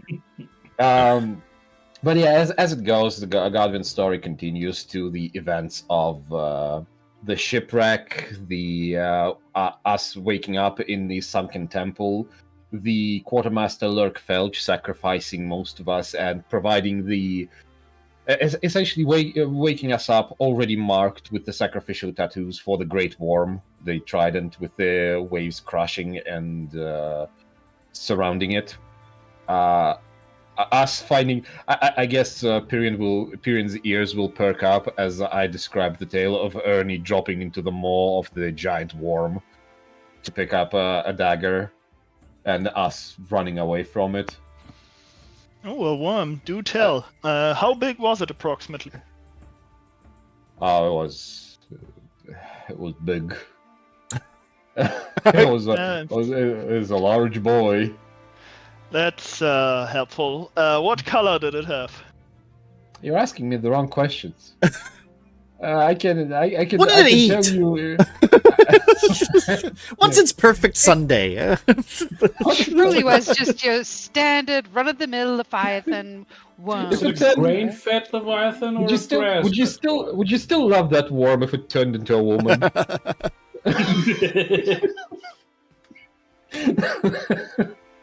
Pyrian is interested in the physiology. So I guess. Do you want me to roll for the ability to recall the exact measurements of the worm? Oh. I would say it was a gargantuan. The size of Gargantuan. it wasn't large. It was gargantuan. It was the size of the corridors of your hallway from 30, and it was even more so. So it was 30 by 30. But more so because it was destroying the very corridors that you were in. It was. I'll hold my hands out as wide as I can spread them, which isn't very wide. And go, it was this big. Yeah, what she says. Whoa. It's a small worm. Stretching my fingers.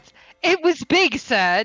It was huge. Oh. I'd say that eating Grom wouldn't even be a snack for him. Yeah. So, there's that.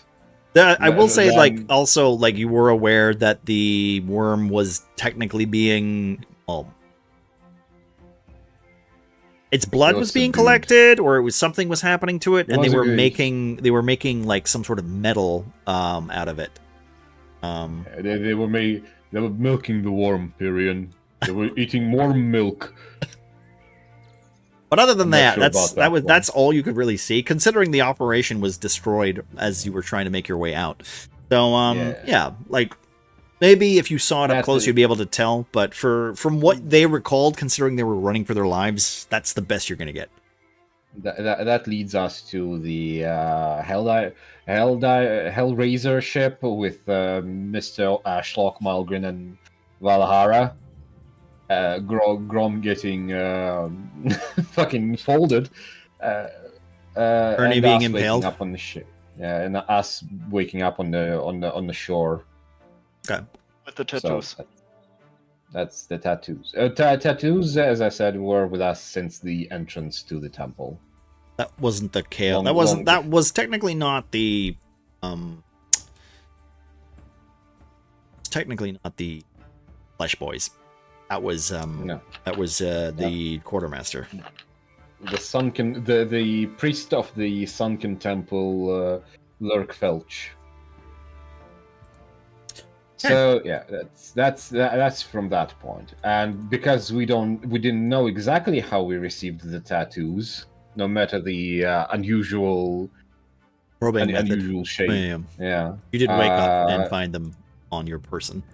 So it was I'm gonna say, from my perspective and from Godwin's perspective, it was a fair shot to try to remove it by force. All right. So as you find yourself, settling down, you find that the town kind of moves on its own little schedule. Some of the people coming back to the town hall, kind of glancing inside, going, "Are you finished in there? We've got people that we need to move in here. Come on." Oh, sorry. So as you guys, hold this. I'll just hand him the flip. What is that? What is that? It's my skin. It's all the rage. The kids say it all the time. Give me some skin. Oh, bugger, I forgot. Where's Celery Moonwhisper? I need to find her. I will say that she did return to the town hall, so we'll just say for expedience that she's standing. She's standing there with a big box in her hand, kind of like already issuing people into the back of the room, going, "Hurry now! We have to clear Mr. Gilderoy's stuff and reclaim our home." I got him out with my amazing skill of cutting my skin off. Miss Celery, here's a small donation from us to you. It is apparently alchemist supplies. Oh, we picked it up from the goblin, from the escaping goblins. Ah, right. Well, thank you. Where is Valavray? I do believe I lent her some things. Is she around? She did have some supplies that if she didn't use, I would very much like back. Let me check. Miss Valavray. Yes, sir. Hello? Oh, God, there you are. Did you use all of the supplies? If you... Well, the boys, oh, you would have been so proud of them. They used that amazing alchemist fire to take down. Right, I see. Okay, well, okay, that's fine. I mean, as long as it was used perfectly. Just another thing I will have to mark down in the book. Potions around. What is there something specific? No, it's fine. It's fine. I just figured that as long you made use of it, that's good. I'm glad you're not holding on to it and keeping it in that backpack. Kind of glancing at it and not really realizing that you're not really carrying one. And she goes, "What? Don't you all have jobs to do? I need to. Come on, get out." And she kind of just shoos you away. I can give you my potion of healing. No, we don't need potions of healing. We have plenty. The Imperial soldiers have brought many clerics. Oh. Oh, yes. You want the holy water? I was forgot. Yes. Something specific you needed back? No, I've already said, lady. Was it just the alchemy fire? No, it's fine. Brilliant. No. Yes. Absolutely. Yes. Brilliant. Okay. Yes. It's brilliant. I made it. Of course, I know it's brilliant. She kind of just turns to you. Yes. In the confusion, Grom is going to grab the notes to Gilderoy, and while they are both being a nuisance to this woman, Grom's just gonna leave. Okay. Pyrian kind of uses Grom as cover to sneak out with him. since his breakfast has been bled on. You can literally see, like, Come on, she Fury, let's turns. get out of here, lad. She then turns and says, "Excuse me. Also, Mr. Godwin, and Mogren. Mogren? Yes, it was. I remember having a chat with you. Turning around on his way out of the door. Yes. Chief Indigo is still well. He is not doing too well in his weakened state. He wished to see you before you head off into your expedition." Oh, right. Thank you. Come on, Godwin, let's go find Chief Indigo. Where is he? I just love the idea of Godwin and Mogren just holding hands. Just like, come on, let's go. Miss Solari, where is Chief Indigo? I think they moved him to, well, he was in one of the tents, but I think Gilderoy had him moved to barracks. All right. Thank you. No worries. Well, shit, back to where you woke up this morning. Goodbye, Miss Solari. Yes, goodbye, Mr. Bin. As she kind of turns around and goes back to her duties, trying to make shift in this horrible, war-torn countryside of Horpleb. Right, so okay, I'm assuming Godwin and Mogren are going to go and see Chief Indigo. Does anybody have anything else they want to do before heading to the wagon to continue the expedition with Mr. Okay, Grom? What can I do for you? Before these two wander off, Grom is going to pull Pyrian, Godwin, and Mogren into a small little huddle. I assume Valavray is still annoying. No, I think she's. I don't know. Unless she's like still trying to like make her way, like get some more information out of Celery. But Bean, what's Val's move currently? I'm looking through my little pouch, and look, I think I have a healing kit. And I'm holding that up in one hand, and I don't want to leave with you being upset, darling. I'm not cross with you. Just shut the door, muffling their voices. All right. Roll me wait before you do that. Roll me a charisma check, Jeff Bean, and roll me a charisma check as you guys are still having this little background argument. Oh wait, I get. Is there a? No, it's not. Oh, there's no pluses. Oh, +3 to Mogren. What is it? Mogren, you get 3 temporary hit points. Charisma. Oh, thank you so. Thank you, baby. I get 3 temporary hit points. Yep, thanks to Still. All right. Okay. Will you do that? All right, Grom. Sorry to interrupt you. Dirty 20. Okay, I'll tell you what you get in a minute. Ooh, 9. What is a 9? So Grom is going to pull them aside, and he's showing them these 2 letters. All right, so I should just be able to click and drag it, right? Or does that not function for these? What do you? I'm going to be honest. These are in cursive. I don't like it. Fuck, you can't even read. No. Morgan, please tell me you could read. Like Godwin cannot read. Of course. Godwin can too. Period, Just you can read too. I'm bad with cursive. Come on, I'm literate. It's just. It's okay, buddy. It's hard. It's okay. What is this about? All right. Anyway, so.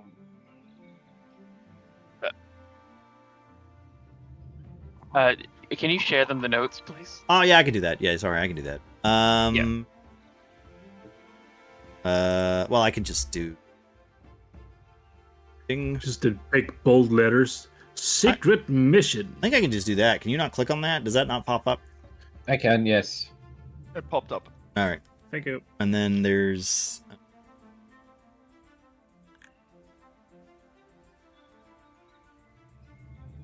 That's what chat dice do. It buffs and lowers the party and stuff. Jody.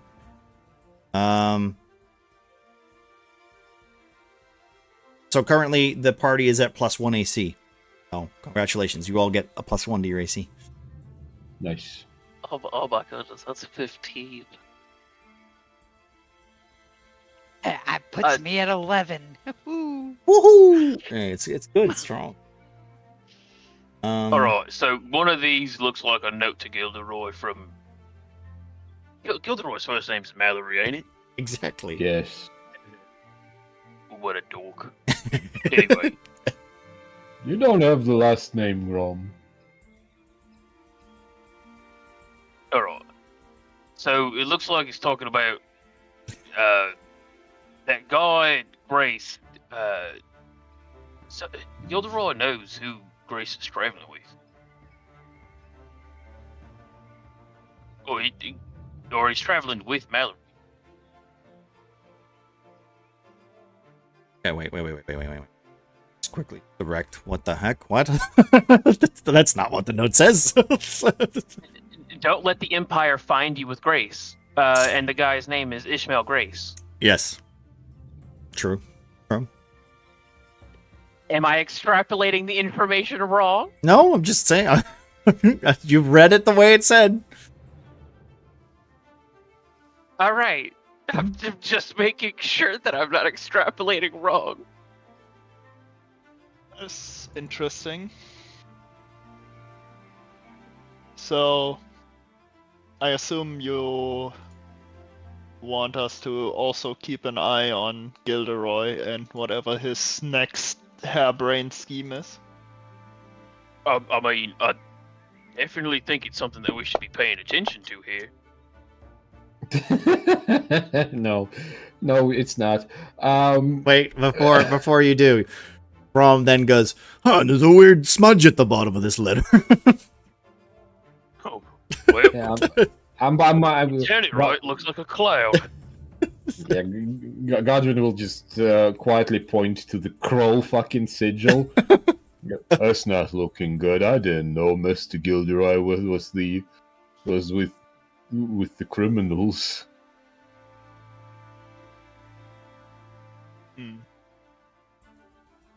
Oh shit, is that what that is?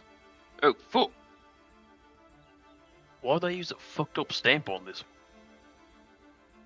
Maybe they can't do cursive too. Makes sense. Shouldn't we inform the commander if this note says where the goblins are coming from? I mean, that seems like vital information.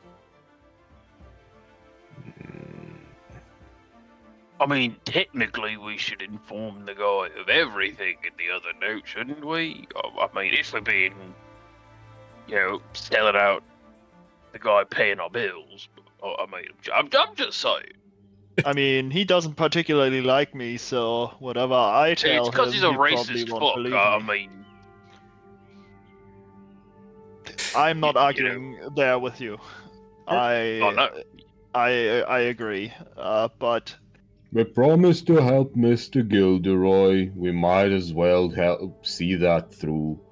I suppose. You can see that Even if Ernie Gilderoy literally is- just is like standing there going, "What are you guys doing? Come on, we've got. Listen, we've got to get to my village. All right, I'm not wasting any more time. Come on." all right. Grom's gonna pick him up and just like put him on his shoulder. And be like, hey. Cool. Actually, as soon as you go to do that, he goes, "Get off me," and he just kind of like he just wanders off down the path by himself. And I'm holding my hands up. Yeah. Up. Upbeats. Great. Out of about two extra children, I've got one grumpy fucker and I've got one who wants uppies. Right. Listen, I'm not messing around, right? Like, I've got to get home, and you can see like he's he's in a mood. He's particularly not kind of his joyful self. Let's head off to Chief Indigo. Yeah. Yeah, So, we might as as well. the rest of you guys, well, okay. So who is going to see Chief Indigo? Just out of curiosity, so that we can. Me, Okay. Morgan. Morgan, you're taking Gotti with you. Okay. Yes, of course. All right. You can see an old lady who is literally sitting at the table, kind of like opposite him as you enter the room, and you can see the sunken face of Chief Indigo, just kind of sitting almost like somberly, like the window that he's sitting next to, shining through and the light kind of cascading his shadow. He looks like he's quite peaceful. And his eyes kind of remain closed. That's a bad sign, Morgan. Yeah. Hi, Chief. The woman leans forward and says, "Has not been since last night."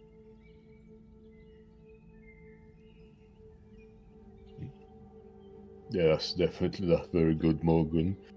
I'm going to try something. And how much would you say my points of lay hands I spent on fixing my wound? How much damage do you? I'd say nothing because it's roleplay. But roleplay.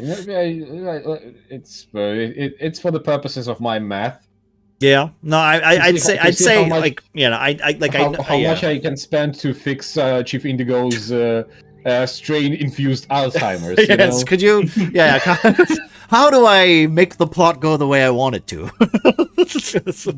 No, but I don't think, like, I think even you, a Kelamite, would know that this magic is not the kind that can fix such a strain. I guess it's more or less to alleviate any pain he might experience. Like I said, he doesn't seem like he is. Things, yeah. It's to make things easier. Okay, I'll say, like, if you wanted to, like, put your hand on him and give him like a warm embrace, that doesn't cost you any points. That's just you being there. I suppose, yeah. But there is a part to him where, like, you know, he doesn't seem like he's in pain. His eyes are still sunken.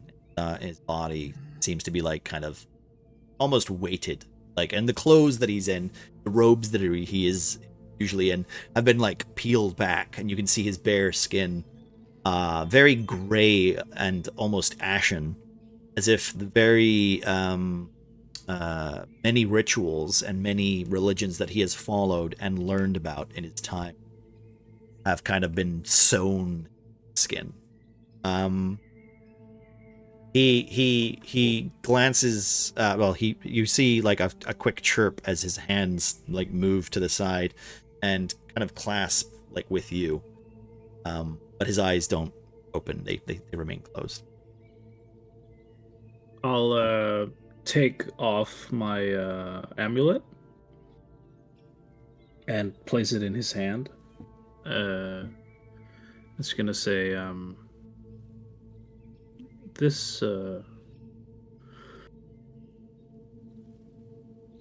thing gave us, you know, it saved us yesterday. If it wasn't for this, we wouldn't have come back. And then just sit there with him. Roll me religion. Godwin, you can do this too. I will. It's not going to be good for me. Nice. It's not going to be good. It's not going to be good for old Godwin. Oh, it is good for old Godwin. We're back to 0 on AC.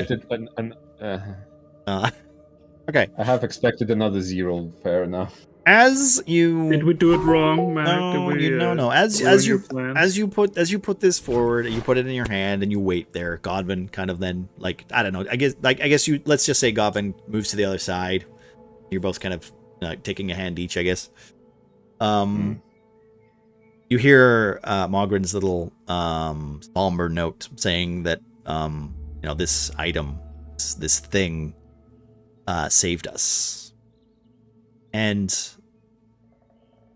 Mogren, you don't see this, but at this moment, as you're kind of like, I don't know, I'd say you're almost tearing up, but you're trying to, like, respect that this is that this is how this works. As you're trying to, like, close your eyes and just think of Seraphina and make sure that if this passing is to happen right now in this moment, like, it is for a purpose. Godwin, on the other hand, doesn't give a shit. You see his eyes light up, and he glances to you, and then a clip from Calcon's plays and ruins the moment. I should have turned that off. I should have turned that off. Hi, Cal. How you doing? Thanks for the raid, bud. Welcome in, Raid. Chief Indigo doing a shout out for Calcon. Yeah, Chief Indigo giving a quick shout out for Calcons. How you doing, bud? I hope your games were great. Thank you. Welcome everybody. We're having a little moment here for character. Quality streamer you all should follow. You should go check him out. Go get him. Go leave him alone. You can do a shout out if not. That would be great. No clips. Clips. No clips. Don't do the clip one. Do the other one if that happened. Do the slash one. Yeah, the slash one. Yeah.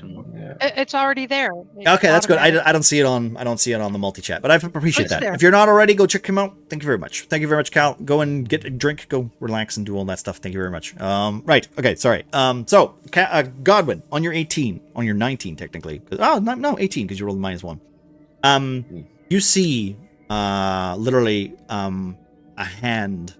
Like the hand of golden creature kind of reach down and press himself against your shoulder.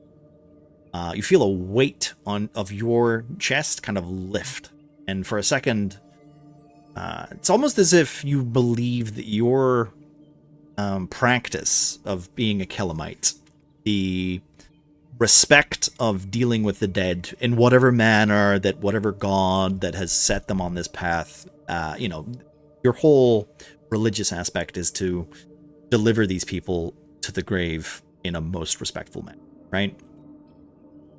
Unfortunately, there is too much conflict in Mogren at this moment to see what you see. But you do notice that he seems to be smiling above you, kind of like almost both hands on your shoulders, and he looks to Mogren, and you hear this whisper in your ear. He cannot hear us. He is lost. He will soon find his way. But for now, make sure that he believes that this item, it's not the item that saved you. It's his spirit. It was his fire. Only you, his friend, can tell him this, can show him this. You have been a good friend, Godwin. You have been a very noble soldier. For the dead, for those who are alive.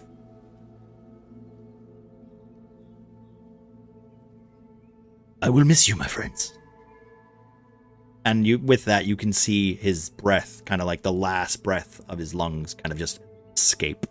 He breathes out and just feel his hands go cold, and the light kind of fades. And then a big fart. Yeah, like you see the window, kind of like this, the sunshine, right? You see the sunshine. Just followed from the window fade in that moment. Thank you, Different. Appreciate you, bud.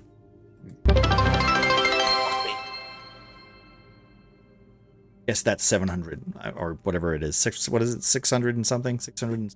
Thank you. Appreciate that. I forgot to turn those off. To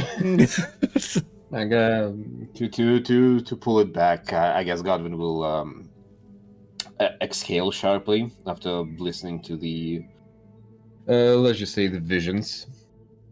He will place his hand on Chief Indigo's forehead. And we'll say something along the lines of farewell. How it would even sound in his voice? It doesn't really sound somber when farewell, Chief Indigo. It's Mama always said. That's what you would do. Right? It doesn't sound fair. Like it's good. It's probably gonna sound something along the lines of farewell, Chief Indigo. We will remember you. Mogren, what would be the procedure? He followed one too many gods. You can see the old lady kind of lead forward, saying, "It is not for you to worry about. I will take care." It kind of is, ma'am. Order of Kalimvor, His if men, not promises, then guarantees that we should at least help him. Gilderoy's already had that. Oh, We're going to be taking him well. back to Tragos, his families. I was gonna say he was tied to a not a temple, but a religious place in Tragos. He would want to go back there. Fair enough, Morgan. That's what he would have wanted. Let's go, my friend. I'll stand up, look at Chief Indigo, equip my amulet again. Mine. Mine. I'm attuned to it. It's mine. Look at the lady. You know, I had this on me when I got here. All right. Okay. All right. Okay. And then silent prayer as I walk out. So, you know what? I'm going to say this as well. Grom, you probably felt that. I think also, Mogren, you also would have felt this with your prayer this morning. You did feel like everything was going too well. Your prayer made you feel that you were expecting something to hit, the other shoe to drop. But considering Chief Indigo, he was an old man. He knew his place. He had so much knowledge to give, so much wisdom. But he knew that it was his time to fight instead of help in his more teacherous tasks. And considering the onslaught of goblins, many people were alive today thanks to his apparitions, his summoned armors. Technically, no, his defenders. Yeah. His defended armors that he used his magic in order to defend the village. So pretty sick.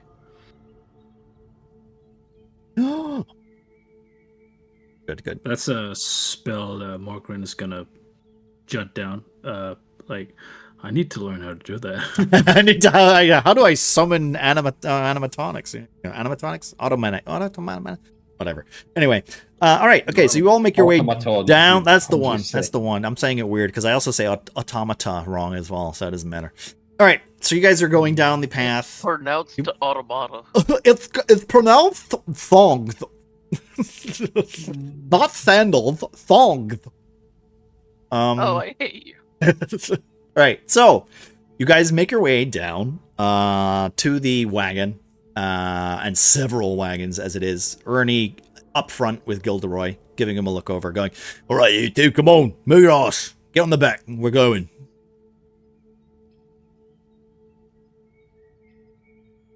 Is there anything you would like to do? Yeah, as Godwin and Morgan approach, the people just hear the end of the conversation.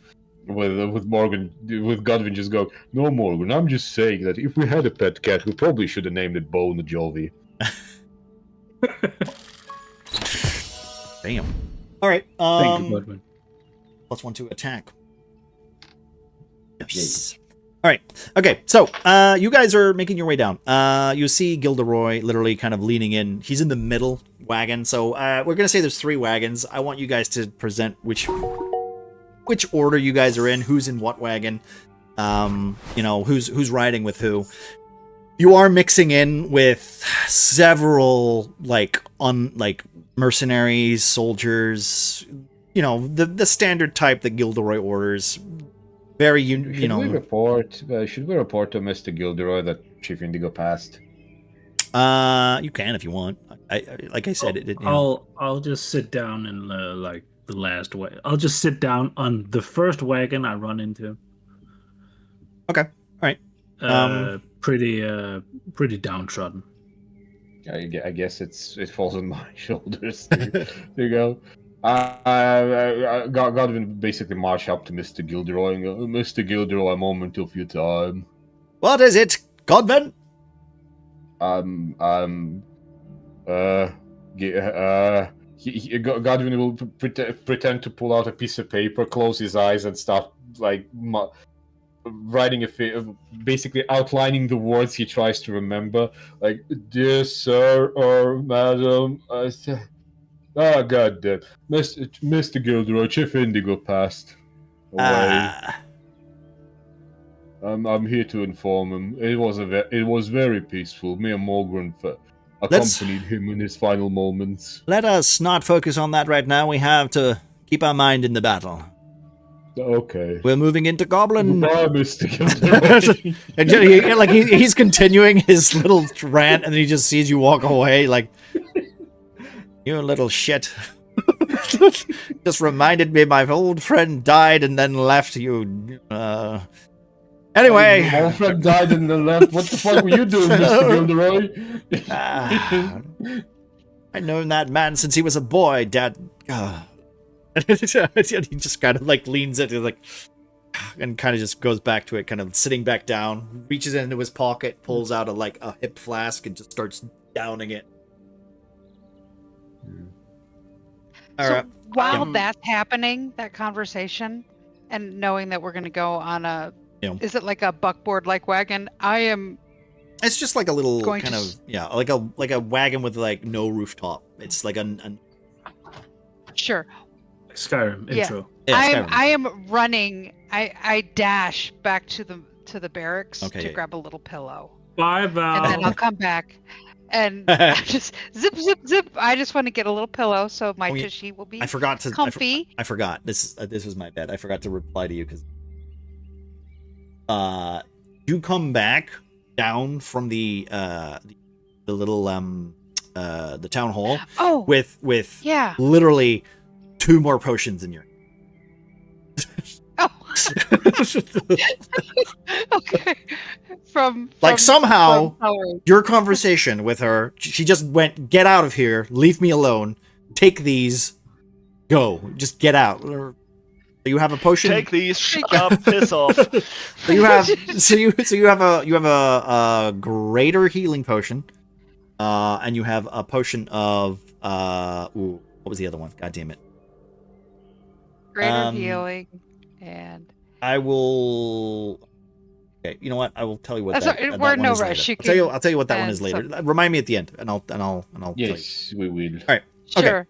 So, all right. The wagon? I run back. I grab the fluffiest pillow I can and come back, and I will just go sit on the front of the buckboard where I think it'll be the most comfortable. Like I own it, the first one out, right there. Bernie is literally kind of like standing next to you, like he's got like one leg up, kind of like a sea captain, kind of like just kind of keeping his head forward, looking to the trees, almost wishing that some goblins would come out so that he could get some. Seems a little darling, bit aggravated. Let's go up. All right. Also, where's Perion sitting? Where is Grom sitting? Grom, you're gonna find a hard time to fit somewhere. So, all right. Grom was actually going. Wait. Perion first. Perion first. Perion, you go ahead. I was about to say, Perion would sit with Grom. Okay. I mean, Grom will probably have a bench to himself because of his size. Okay. And since Perion is basically the outcast, he would basically sit opposite of him, so he gets some extra room due to Grom's size. All right, so we'll say like Perion, since Mogren is sitting on the last wagon, Grom climbs onto the last wagon. Perion will sit kind of opposite, and you guys are all share it's just you three. Like that wagon, just you three. Like to the point where as soon as Grom climbs on, 4 of the guys get off and go, "Yeah, we'll get the next one." And they just move and and they try to find their way around. Because like I said, an 8-foot orc, a 6-foot, well, what are you, 5-something, 6-foot tiefling, and a small dwarf just sitting on the end lip of the wagon, as they all climb aboard. We will say that you start heading off towards the thing. Godwin is sitting in the middle. Where are you sitting? Yeah, I guess where I'm allowed. It's basically like I've been standing about waiting for an invite or a direct command to. All right. Well, at that point, literally, there. I'd say you probably sit next to Gilderoy and Ernie and Valerie at that point, because then Gilderoy kind of glances over to you, going, "So I hear you want to stop near Oakhaven." Yes, sir. That's my family's hometown. Well, that's what, 3 hours out. Perhaps we can hold our line.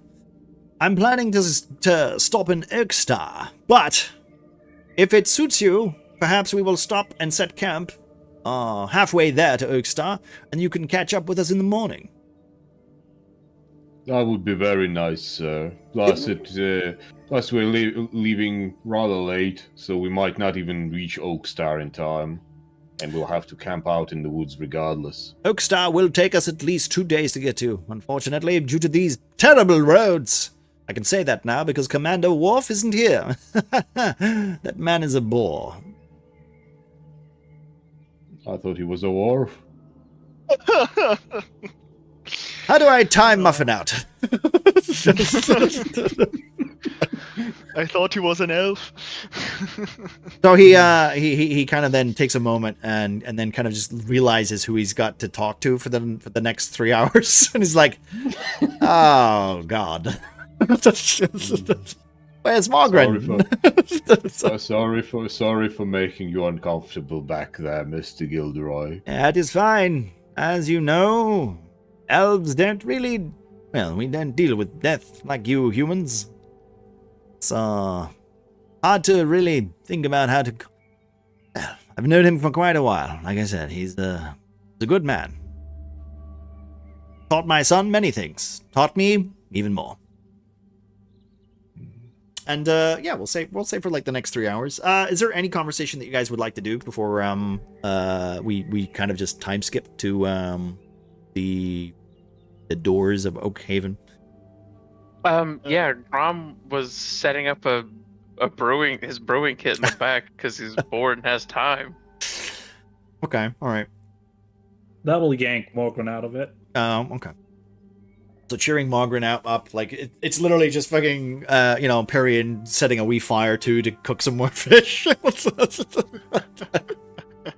No, Pyrian would actually ask Grom. I hope it's not too nosy if I would ask.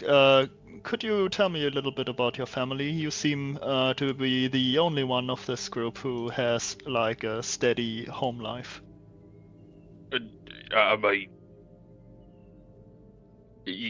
Are you asking how I have a home life? I guess I'm not really... No, I'm asking what it's like. Well, whenever I'm not gone for weeks on end like I am now, it's nice. Quiet, it's relaxing. Occasionally do odd jobs in town, either as a bouncer or just a guard for some fancy caravan with a merchant who's got a fat person, fucking no brain cell. Oh, it's easy. And how did you meet your wife? Well, so she's always worked for some fucking fancy pants wizard fucking a tower somewhere in the city. And one day I got hired by said fancy pants wizard to be on guard duty for some funny relic he wanted to bring back. Yeah, well, I had to hand the relic off to her, and I got a little flirty, and we went to go have dinner at a nice fancy tavern. It wasn't really that fancy, but she at least let me think it was. And, well, there was a second date after that, so I guess I did something right. And now we're married with 2 kids, and that was about 10 years ago, so I don't think I fucked it up. No, I wouldn't think so either. So, that sounds actually really nice. You got really lucky. No, I'm quite happy with it. It's, Thanks for sharing. I mean, yeah. It's not often that people, I don't know, I guess ask about my family. So, Well, as as someone who never had anything like that and basically got raised for work, it's at least nice to hear that there are such things out there. well, I've gotten into quite a lot of fistfights and brawls over the wife and one of my children, so I can understand, the interest of, I guess, the flip side of it. Well, I mean, I think it's a normal thing to protect your family. Well, yeah, issue being, my daughter takes after my wife and looks, well, a lot like a tiefling. My son looks more like an orc, and, he's got less problems because of it. I see. So is your wife free? I'm not too familiar on the particulars of her contract with the wizard. I'm sure her employer has something, which Nice. I'm not a fucking fan of, but yeah, Empire's a big place. What the fuck am I supposed to do about it? I'm just one man. I have thought about buying a contract, but that seems... I don't think the wizard would want her out from under his thumb. He's got a tiefling. No. Why would you want to sell that? No, I see. Fucking cunt. Meanwhile, I Mogren is like, 100 ooh, I like alcohol. Walker's just sitting there playing with Grom's fucking brewing kit, trying to help him with beer. Yeah, because Morgan has never brewed anything in his life. What? It's not that kind of dwarf. Grom's about, Not direct heat. Yeah, Grom's roll, about to drink something very Everything special. is better with roll, direct heat. roll. You know what? I don't even know what you would roll. Intelligence, I guess. Sure. Yeah, roll sure. intelligence. Or Yeah. Why not? I guess for that, I don't know what you would roll because Nature. Survival. You Survival, might just make yeah. poison. You might just make poison. Sure. Okay, I could do that. You want me to I roll would say survival? survival's a Yeah. good one. Yeah, go for it. I swear, if Morgan just makes fire in the bottle again, You know what? Dragon's breath. Yeah, well, that's how most dwarves make it when they start making alcohol. They turn it into some sort of fuel. Okay. Yeah. No, with 17. Yeah. You know what? Give this to the horses. You do it. You do an all right job. Like you've seen a lot of people do it. You don't really have as much interest. Oh my god.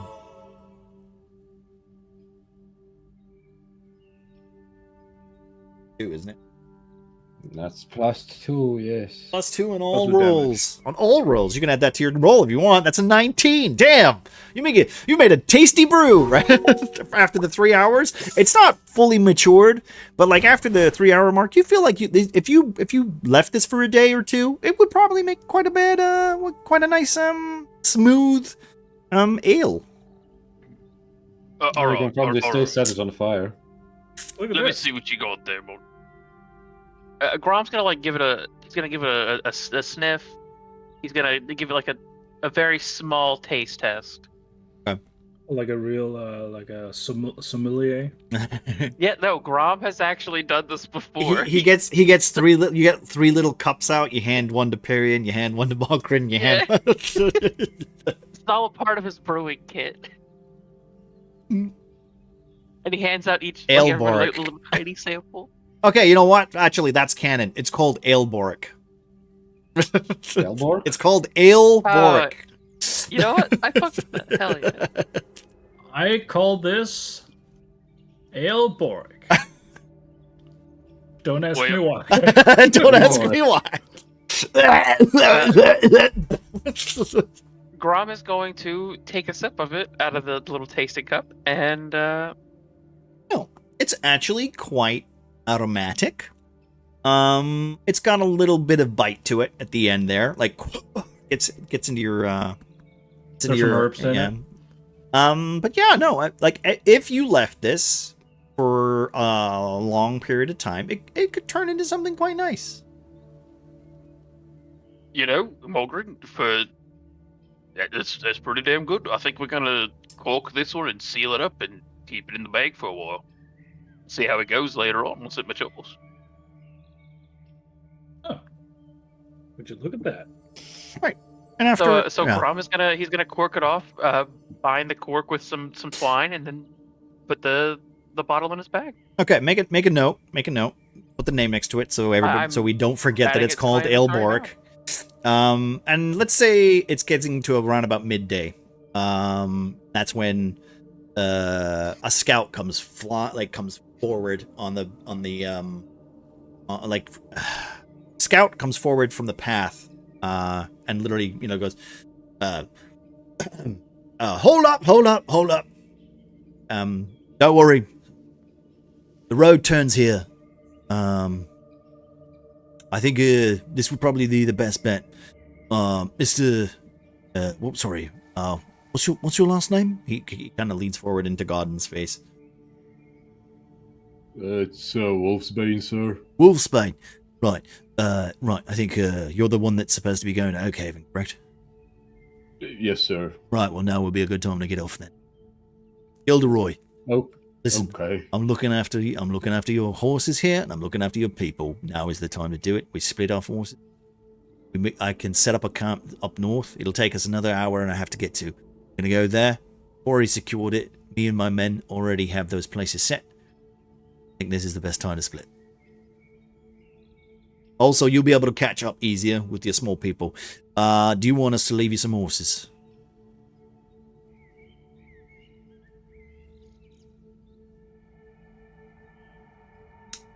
Are you asking us? Yes, I'm asking you. Or Gilderoy? I'm asking you. Okay. I played Gilderoy. I would have answered. Yeah. This is why I probably should. We should probably consult with the others, but we might need a couple. Right. Well, we'll leave you two. That should be enough. Hey, Godwin, if we're going, Hey, keep your if voices we're going down. to Keep your Oakhaven- voices down. You keep your voices down. This forest is filled with goblins. Do you have any Goblins? little ponies? I've met several patrols on the way here. You should be very careful. pony patrols. I'm leaving him a pony. Get one horse. And Gilderoy I goes, would like the pony, please. I don't think I could get up on this big giant horse. If we have a pony, I'd love a pony. right, fair enough. Celebrate quiet. He literally kind of leans up and kind of gets off the horse and he says, Godwin, I'm leaving this horse in your care. I wish to see it back. Thank you, sir. I won't let you down, sir. You, so, oi, boy. And the little boy with a little, like a donkey, kind of goes, I'm like, I go, right, yeah, here you go. This one's Kevin. He's got a mighty kick, careful. And he also farts like a horse. So, and I'm going to turn around and look at Grom and go, up. Hands up, piece. Oh no, you wanted to ride a pony. I didn't want to ride a smelly old donkey. Lift up Valerie, just put her on Kevin. That's a fucking shame. That seems about right. The donkey's like, you can get another person on there. It's a pretty hefty donkey. It's like a big fat wide hip, like it's got very wide hips. I'll mount it. Sure. Right. Okay. So Margaret and Val. Who's riding it? Is Val in front or on the back? I just want to know if Val has to put her tiny hands around Margaret's waist or the other way Morgan around. will, I'm probably in front of Morgan because he's bigger, so just kind of Okay, like, okay. yeah. Morgan will automatically sit in the back Okay. because he's used to like Spooning. sitting behind Yeah. Godwin. Yes, Yeah. Spooning Godwin. Yeah. Okay. Godwin doing the riding and Morgan Alright. sitting in the back just chilling. Okay. So they all start to disembark, and they start to move like some of the crates and shift it to the back wagon so that they actually can move stuff around. It takes about 10 to 15 minutes before they all line up, and Godwin Gilderoy literally looks at all of you, going, "So, we will see you in a day and a half. That's enough time." More than enough, sir. Yes. Okay. Well, I look forward to seeing you. Now be careful. Watch out for goblins. As he, goes, "Yeah!" And then his first man goes, "I said to keep it down, sir. I'm not joking." And they start to make their way down the road. And you just hear Give very us the loud, noisy yes, thing." I know. I cast silence on the donkey. Wait a minute. Isn't that a fixed? We gotta drag an. Now we have to drag a 5 feet ephemeral cube with us. God damn it! Well, okay. To be fair, the goal for the Godvin's quest thing, technically, that is the crest will be decided, will be made, and stuff for later. So don't worry about that. It's all. It'll get. I just said a total. Are we allowed to contribute? You can control. Yeah. This is literally a Muffin story thing. So if you want to see more of Muffin's things, you can contribute. Like I said, I very rarely do character specific stuff, but I feel like it's better to do these things as well, just because if people care about their characters. I haven't had character-specific stuff since the last campaign. Yeah, exactly. When we do like a 10-minute flashback. Well, yeah, that's Yay! true. Yay! Yeah, this entire time I've been trying to get people to contribute to it. I appreciate that. Thank you very much. We have like $3 grand left. Fucking make it happen, or I'll be disappointed in everyone. So we have okay, so it's just you guys. Honey, that's you right? listening. Contribute. If you guys you start to see the wagon getting smaller and smaller, and there's like a little dirt path, and let's we'll say for these so like you for story purposes, you guys do have the donkey and the horse with you, but if you want to, it doesn't show up on the map. Just theater of the mind. All right, theater of the mind. So, I'm gonna be honest, Grom. I promised to take care of this horse, but I kind of want to see how you look like when saddled. I'm not gonna fit on that. I'm gonna tell you now. Oh. So is this horse like an actual war horse, or like what kind of horse is this? No, I assume it's regular horse. It's a regular like stable like farmer's horse. This is not an imperial horse. This is like Gilderoy literally going. It's not like one of the nice fancy horses that you saw at Gilderoy's mansion. It's not like any of his race horses. It's clearly like somebody has stolen it from one of these villages and just used it because no one was going to stop them, especially at this time. Or it was one of those horses that were found kind of in the that escaped during these goblin kind of escapades. It's almost malnourished as well. It's not like, it doesn't look like it's having a happy time. Been carrying a lot of mess too. So let me literally just become Radon real quick and ride this fucking malnourished ass horse. All right, you climb on. I'm joking. I'm not climbing on this fucking horse that's gonna die if I fucking try to ride it. And the point being is, I kind of feel bad for riding a horse near Grom, so I probably wouldn't do that as well.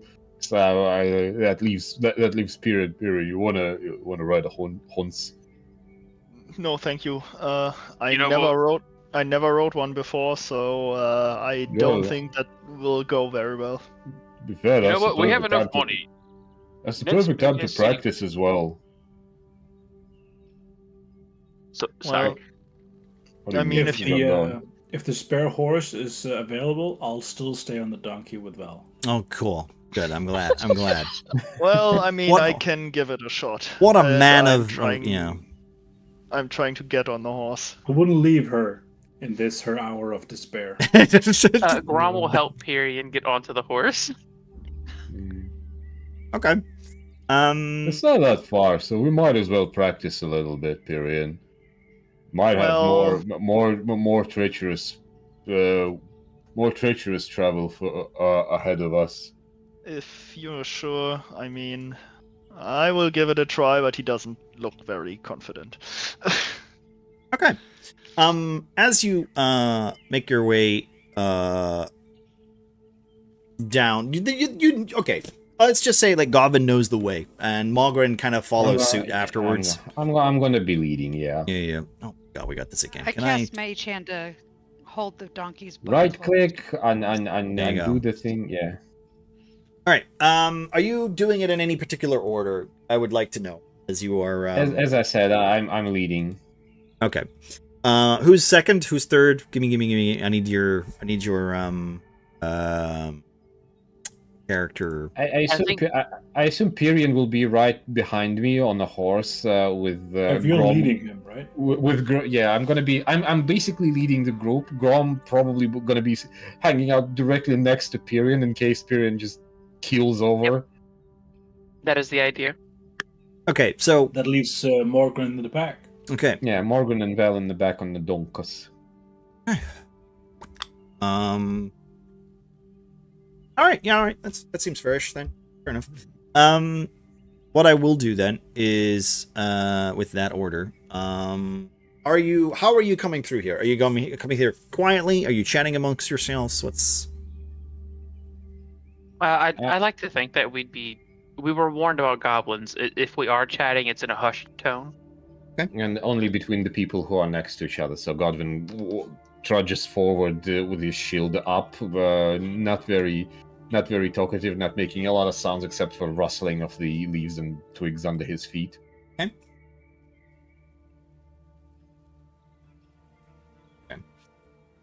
All right. So you make your way through this familiar countryside. The paths turning from dirt to grass to flickered steps of mossy stone. Some of these paths have been trodden on for quite some time. Some of them have dissolved because the town that you know of Oakhaven has not necessarily dilapidated, but it has become a smaller hamlet. It doesn't really have a government. It's not really, a town with a mayor. It's basically a couple of close-knit families trying to make day-by-day work. The only thing that kind of stirs in your heart at this moment is that kind of worries you that is probably what most goblins would try to take advantage of. Simple villagers who don't know how to defend themselves, but at least without pitchforks. And yeah, that's why I wanted to visit. Luckily, Godwin, being a Kelamite and having been recruited by said Kelamite, you would say that there is a little bit of reliance in your heart as you march towards your home, that there will be at least some armed people who know how to fight, who know how to defend the weak, even if that is not their main prerogative, main task. They would definitely hold the line, as one would say.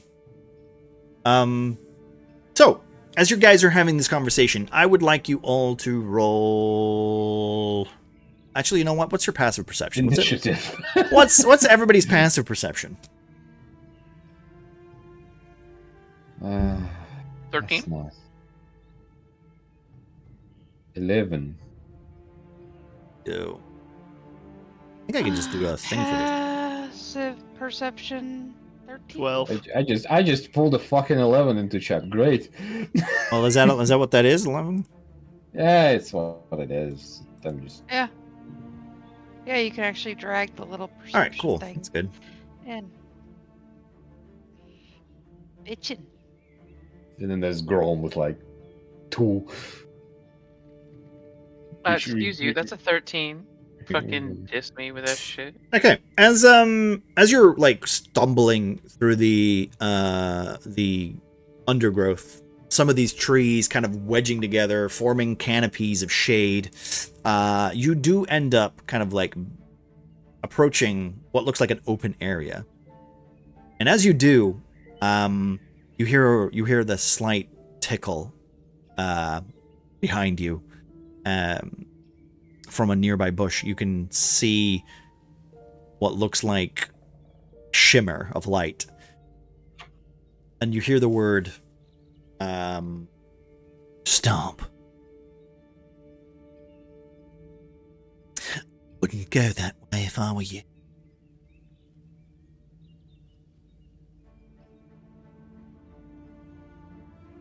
Have we heard this voice before? No, but Perian has. I slide off the horse as as graceful as I can, and I drop low and basically sneak over, and I go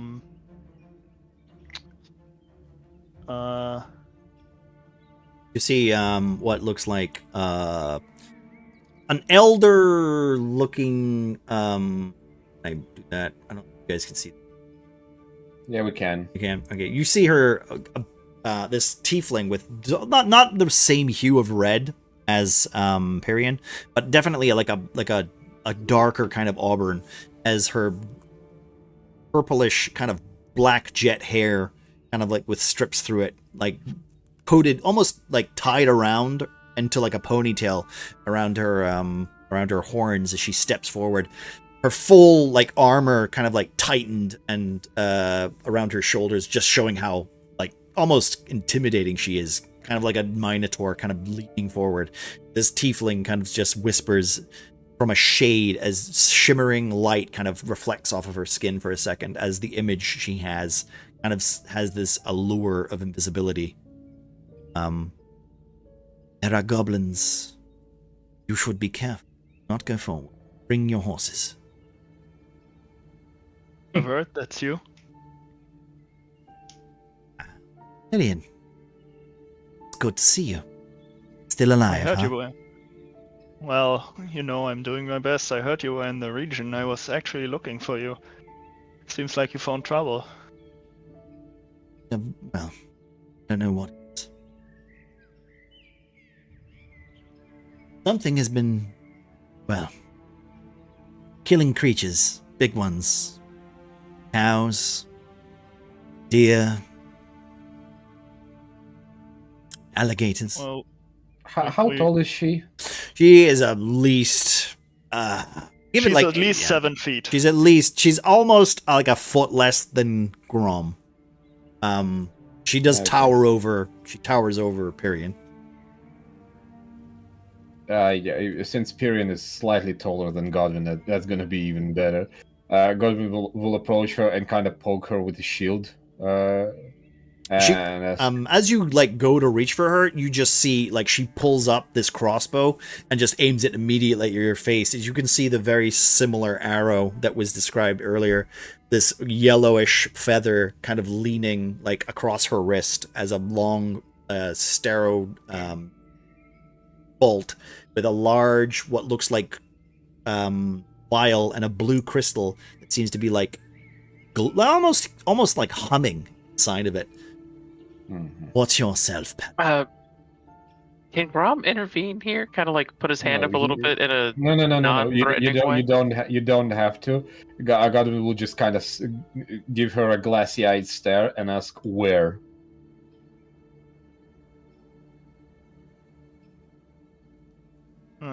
Okay, that was 3 questions ago. You're gonna have to catch me up. I'm basically asking where the goblins are. She then, all right, as you notice, her eye line darts to the open area. You can see the shaded over, well, the undergrowth basically being kind of like fully shaded. You do see. Give me a full-on perception check. I think everybody who wants to kind of give a glance to this, give me a perception check. So Margaret needs to be up a little.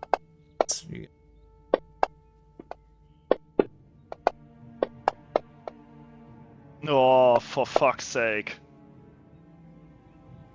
Nice. Okay. God I'm local. I'm local, so that's expected. Tyrion, you haven't been here whatsoever, so Yeah, that's my second one today. Wonderful. She immediately kind of like drops her crossbow, and then literally just kind of like says quickly, like, and she kind of like she almost like signals you in, but you can still see that she's not breaking her invisibility. You can still see like the shade of her kind of just like shimmer in the light and shadow. Quickly. She kind of waves you guys in. Do you follow, or what do you do? I certainly follow. I just whisper briefly to the group. She's a colleague. We can trust her. That's not my concern. My hometown is right here. Might as well pull the attention of them to me. Well, I think if we are laying an ambush, that would be more effective. Listen. Before we are getting them in. Listen. There is no time for this. You, Paladin. Trust me. If there was this is tiefling. Speaking its own. She's clearly possessed. if there was time, if there is time, I will explain it to you. But right now, your town is safe. They have not attacked. They are waiting for something.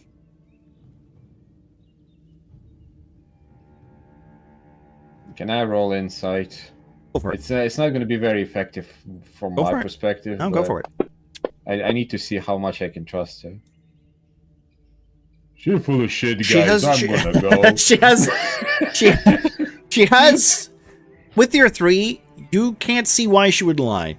Also, like, you can't see why she would lie. You can't see that she would be deceptive in a case. Also, I will say the way how Perian seems to be treating her, Perian doesn't trust a lot of people, so that is an odd fact where you're like, okay, it is a tiefling.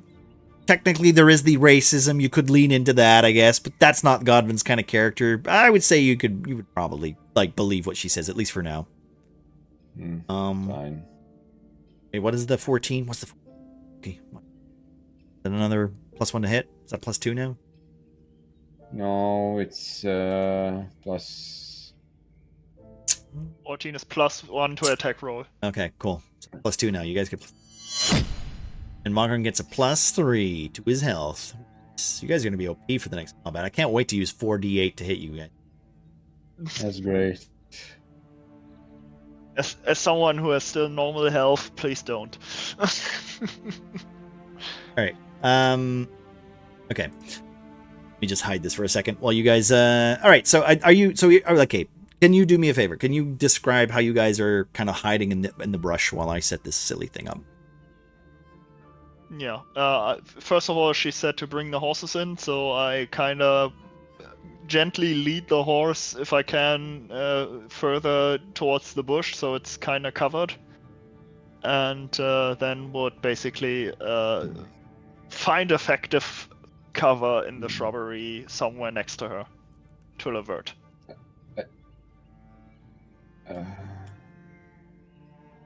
I think she is crying. I'm going to be honest, man. That line of sight doesn't really fucking help. This is all theater of the mind. Don't worry about it. This is just to show what's happening. Don't worry about it. Fair enough. I guess Godwin will kind of point to the familiar places. Like there's a massive collapsed piece of land. So Grom might even be sneaking in that particular shrubbery because there's a hole in the ground. Yeah. The Grom was gonna go prone and fucking crawl in the dirt. Yeah. Yeah. Close to Godwin. Grom's gonna crawl inside of some thickets and shrubberies to Okay, so can I just say who rolled more than a 16 on the perception checks? I did. All right, okay. Me. Yeah. Me, Grom, and Val. Okay. I'm gonna hide in this shrub. So I will say, you would see all the hiding places that you had as a child. Oh, shit. You can see lines of tree lines above you with small figures that seem to blend in for a second, and the tree lines kind of move and swish as you see, which can only be described as goblins with small glinting knives, and some with bows and short bows and arrows primed and aimed from the tree line above. But what catches your actual gaze is a smartly dressed man wearing purple velvet, a nice shirt that seems pressed and kind of like lined with lovely stitching of another kind of silk. Two large creatures, not entirely sure what. You can only assume perhaps orc, perhaps what's the type? What's the not a orc? What was Panda playing? Bugbear. Bugbear? Oh. No, what was Panda playing? Goliath. Goliath. Two Goliaths that seem to be heavily dead, standing upright, shuffling their bodies, and a woman in a dress that is tattered and torn, blood speckled around her neck, and fresh dropped blood running down her chin, as she seems to be wiping it from her face. And on, I guess, for fact, you can see the last words from Levert saying, "Be quiet. They've been standing quite some time."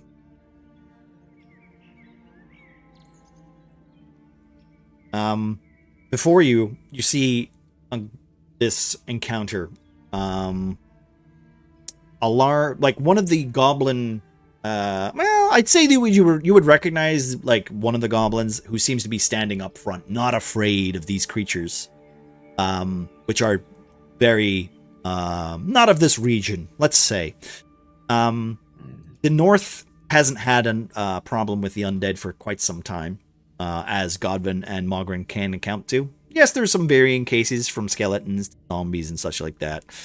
Perhaps a banshee every once in a while, but like the physical, like undead creatures of this size are, well, not heard of.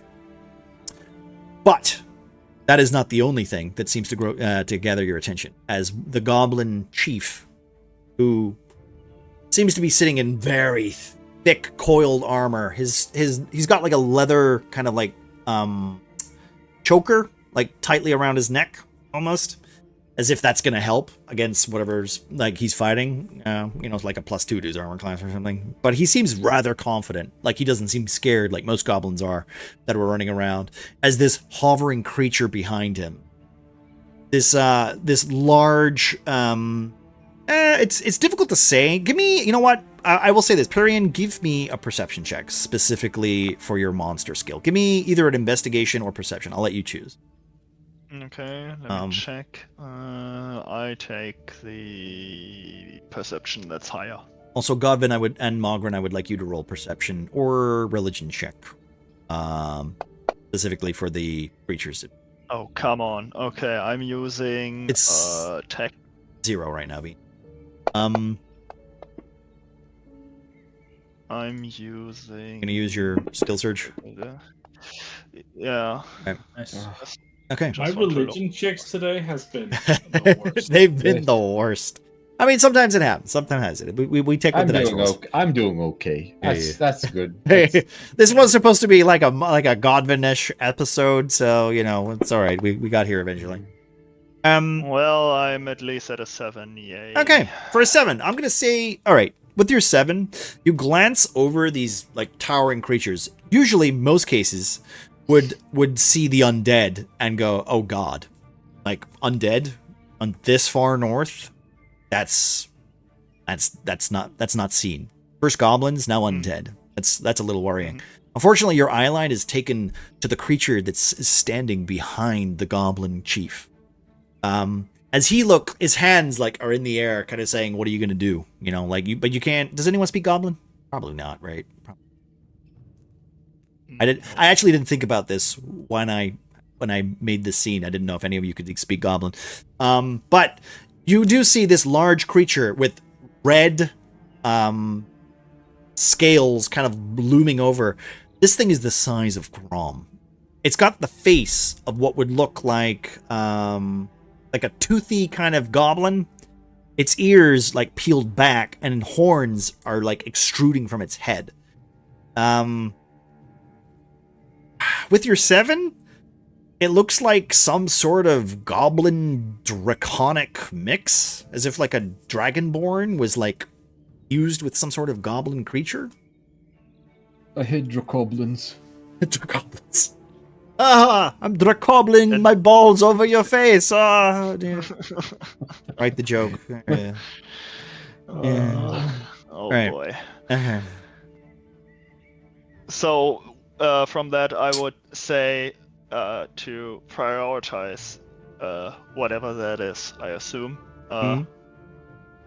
Can I determine if the undead would return to dead state somehow if we take it out? I will say this is where Gavin kind of glances forward to the nicely dressed man and the creature that is a little bit more savage behind him.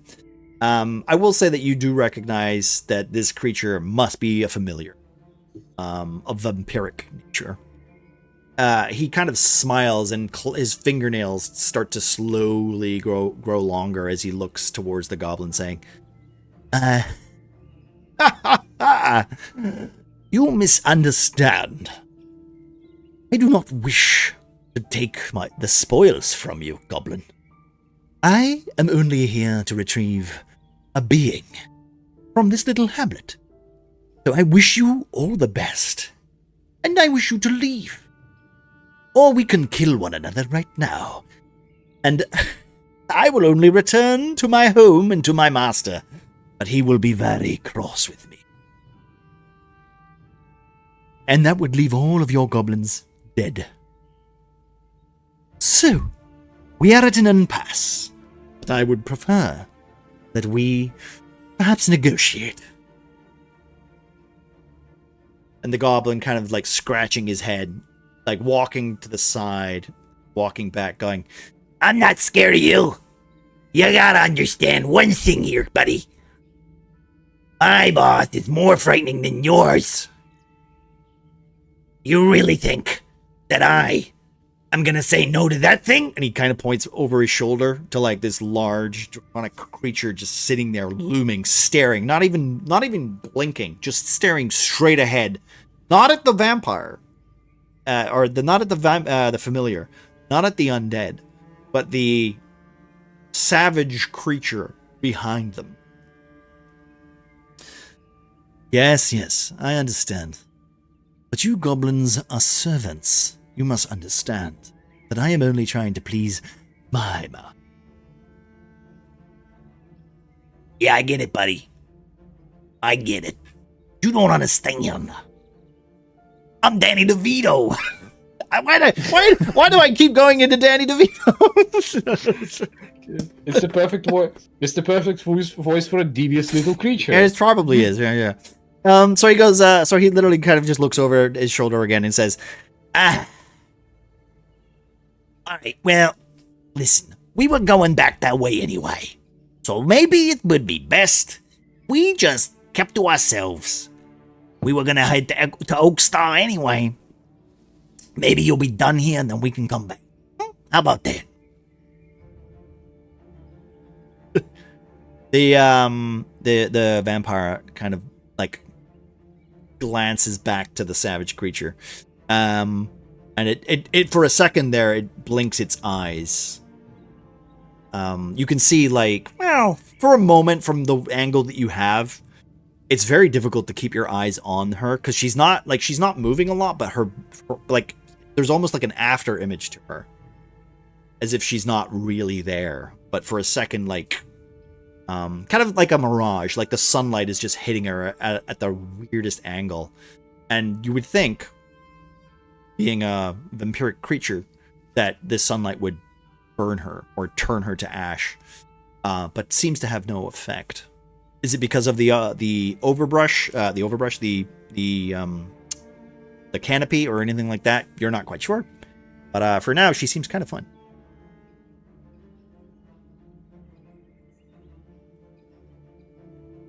So you were saying that we can just let you in? Hmm? Okay, alright.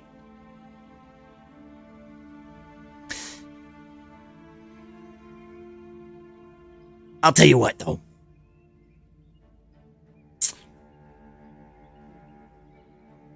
I know that my master would very much like to meet your master.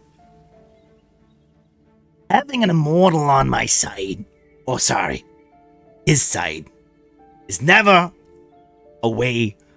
Well, I don't kiss a gift horse in the mouth, you know? I am sorry. But if you wish to make deals, you are talking to the wrong. I am not here for allegiances. I am here to retrieve my contract, my quarry. You just happen to be in the way. Now, if you do not mind, step aside. Now, you know what we'll do for now, for this moment, I will let you guys have a little moment of catching up, because they seem to be like in an impasse, having like an argument between each other. I'll let you have a little petty chat among each other. I know you're being quiet and whispering. You're not going to get like reveal yourselves just for, unless of course you really want to. And there's a lot of creatures there. You can fight them, right?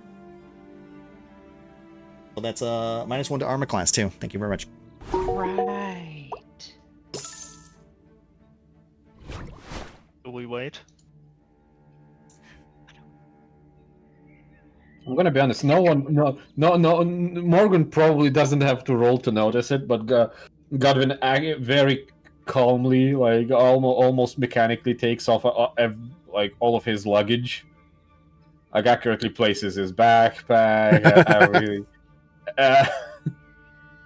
Just slightly stretches his neck in advance, and almost like getting ready to stand into sprinter's position and just go in. Yeah, I will say that Lavert, like, kind of sees you do this and takes a second. Who's names? I don't. Who's Lavert? Lavert is a tiefling woman you're standing next to. Okay. So you see her basically kind of like put her hand on yours, say, "Even with my help, don't know how powerful that. I've never fought a vampire before. Have you?" She kind of like glances to you for a second. I fought a leech once. That's not canon. I never said I won. Stop confusing the audience. Godvin's an idiot, not a liar. That's how I got my injuries and how me and Morgan met. Yeah. No, that we discussed that you guys thought that was a lich. It was just an old man who fell in a really stale Cheerios. All right. Okay. What's the overall I'm not taking the chance of them just not attacking my hometown. No, but we should wait until the goblins are gone. I don't think they're gonna leave. I mean, and then immediately you start seeing the goblins start to like climb down from the trees and start heading north. The only two that seem to be standing there is the chief, still standing with the towering red-skinned creature behind him, just still standing waiting for all of his men to leave. Or goblin women as well, I guess. Just give it a minute. Waifus. Yeah, waifus. Men and waifus, sorry, you're right. Yeah. But I will say that you do see them start to leave up this path as, like, slowly just climbing out. Not as if they're, like, revealing themselves. Some of them do. Some of them just drop out the fucking tree like idiots and start running up this path. But most of them, you know, like, you don't need me to fucking do this for Yeah. like you get the idea where they all start to head northish. following after Gilderoy's wagon.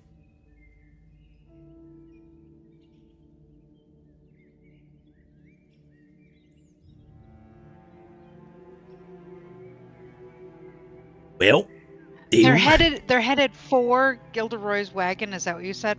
Yes. The town is down north. Currently north, or Oakstar is north from where you are currently. And Oakhaven is to the right. east, like over here. literally to the Directly east. to the- This is literally Oakhaven. You're just on the outskirts of Oakhaven. Right.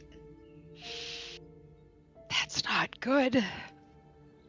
You're telling me.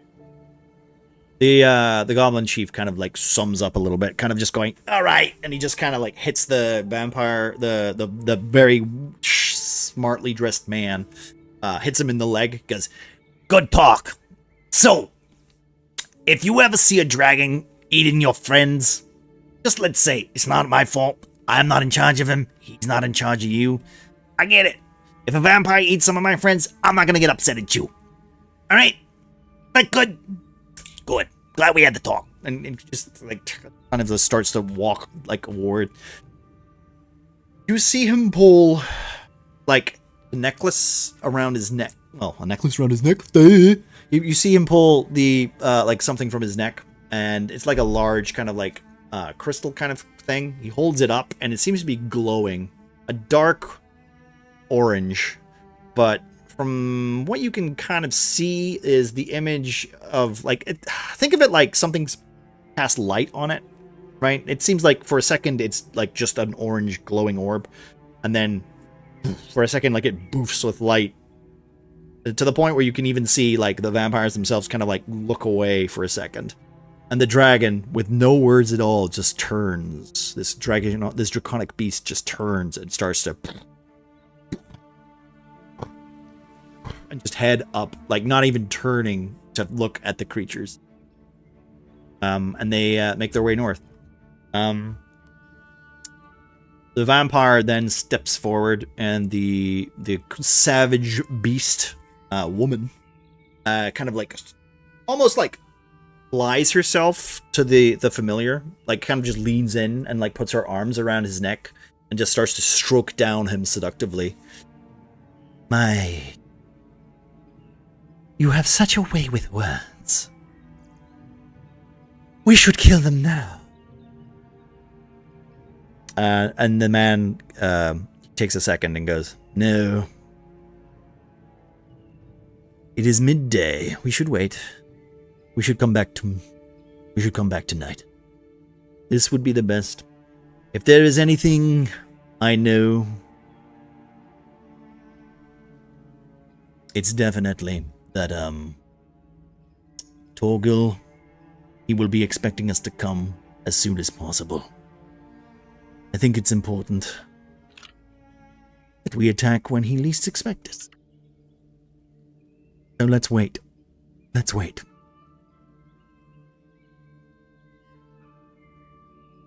And with that, they start, like, you see the woman kind of evaporate for a second. And the Goliaths themselves just turn to husks. Their bodies kind of losing the will. And just, for a second, you can see, like, almost like a sadness in their faces as they just drop to the floor and then turn to ash and just phase out as if they weren't even real. The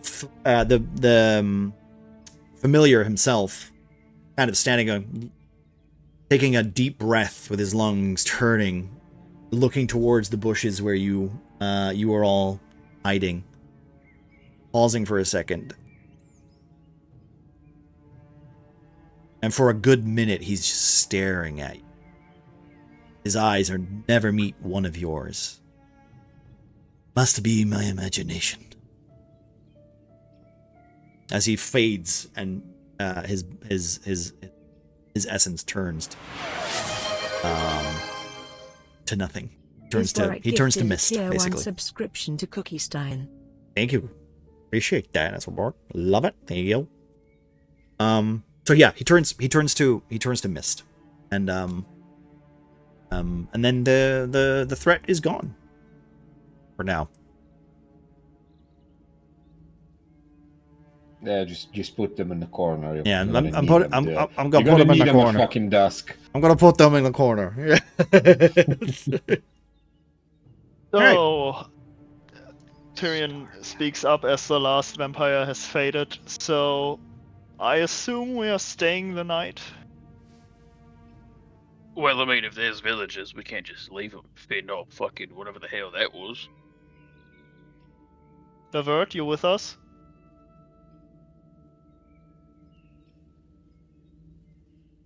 Well, I was hunting something. Now I know it's a vampire.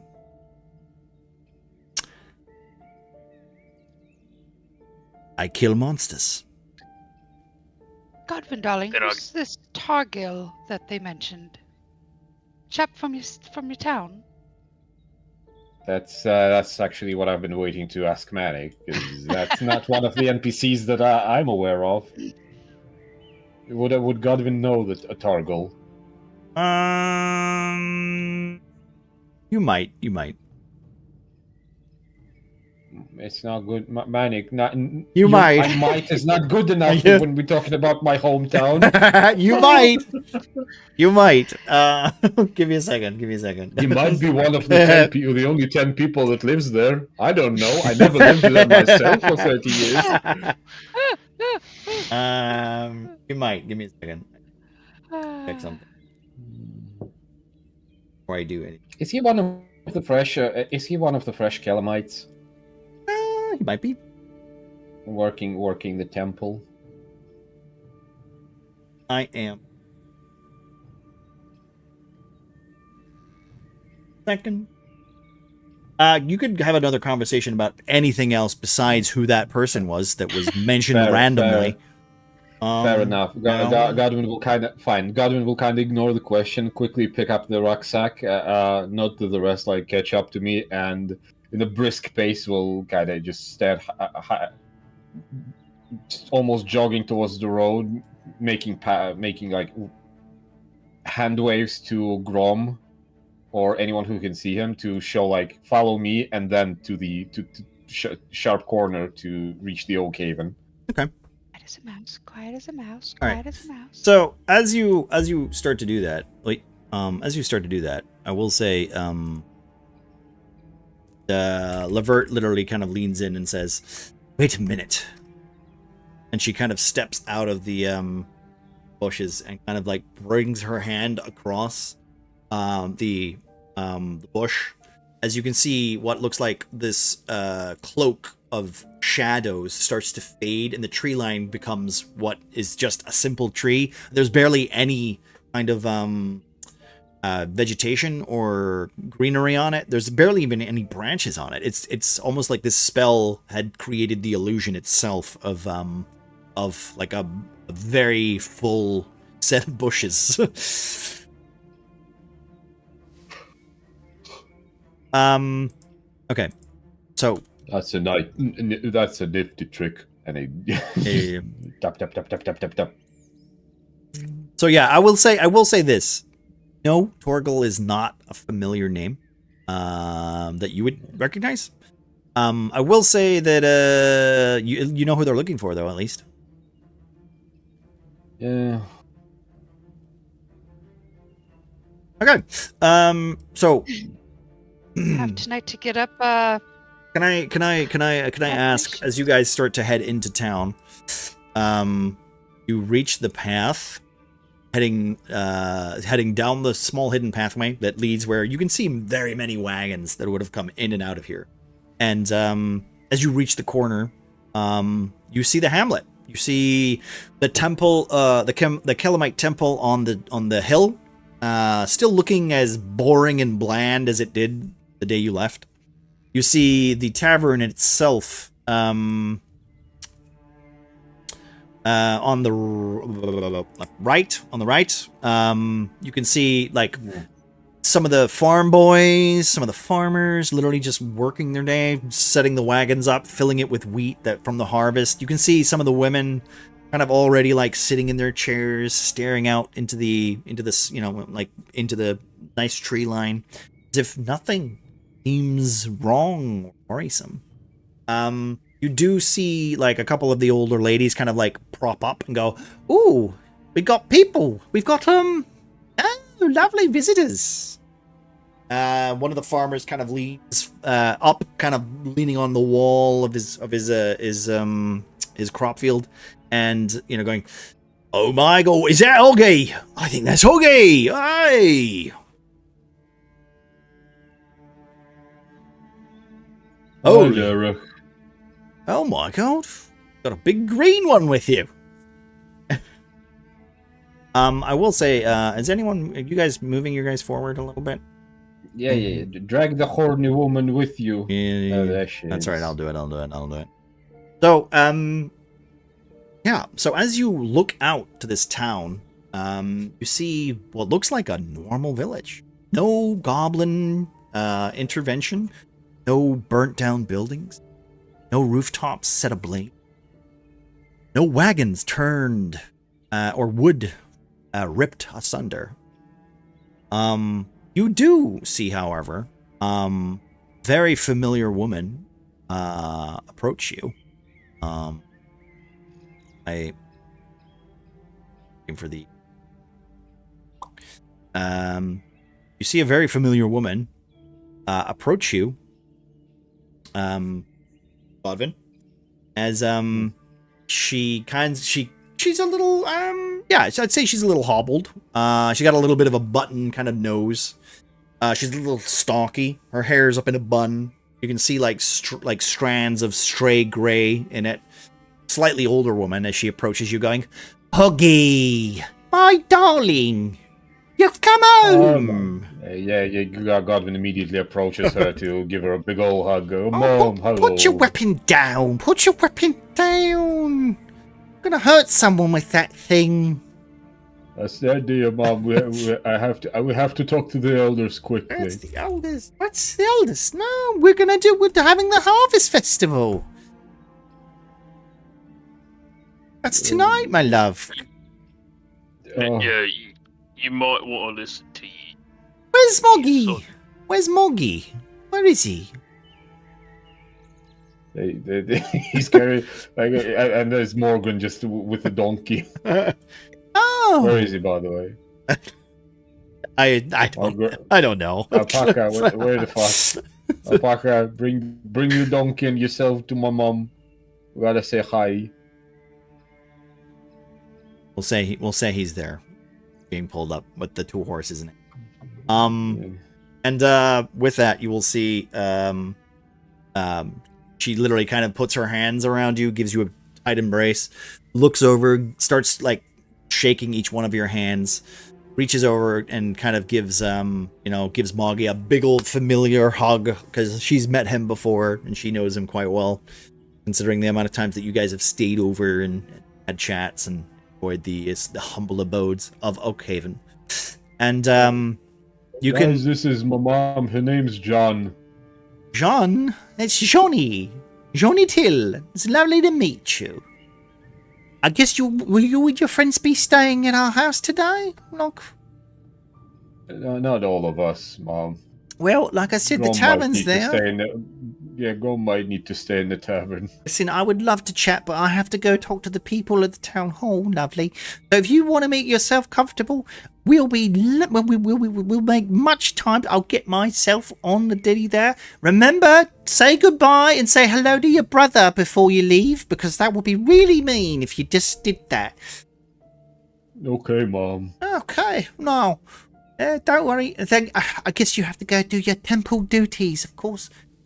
The temple's up there. There's a couple of Killamite soldiers as well. They're looking really fierce. They're holding swords up and everything. It's very, very intimidating. You look very intimidating, Hog. Mom, you're embarrassing me in front of my friends. Oh, it's so good to see that you've got friends. Which one's your girlfriend? I lean over I want to say my pickings are slim.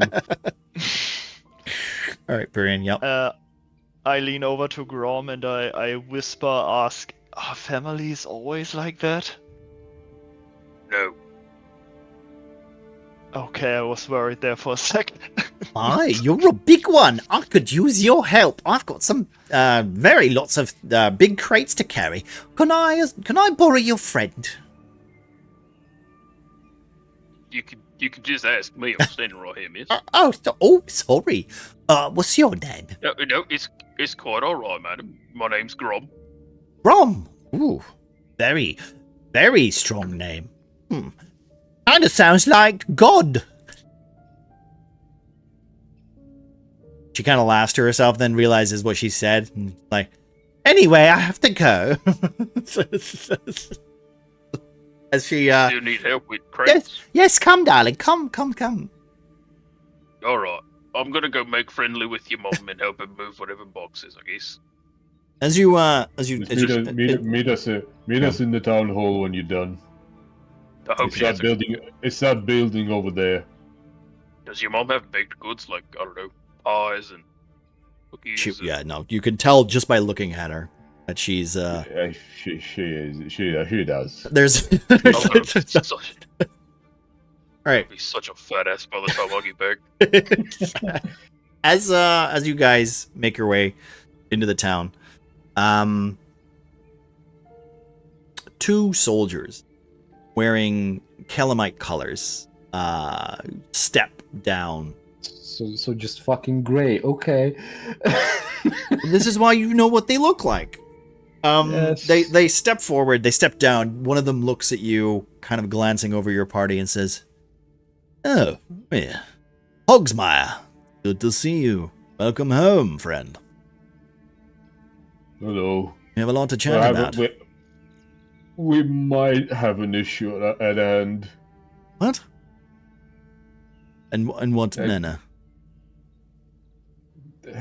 There's a vampire preparing an ambush at the Oakhaven. Vampire? Oh. I'm not joking, dipshit. Of course there's a vampire. Yes. Typical. You talking all big. You really should kind of, lay it back. This isn't school anymore, Ogum. I'm just gonna. How big is he? He's about your size. He's No, not. I'm just basic. I'm gonna use my shield just to swap him out to head straight to the temple. Okay.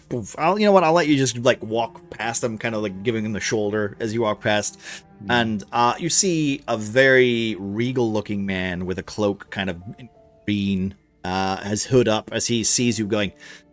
So you must be Mr. Godwin.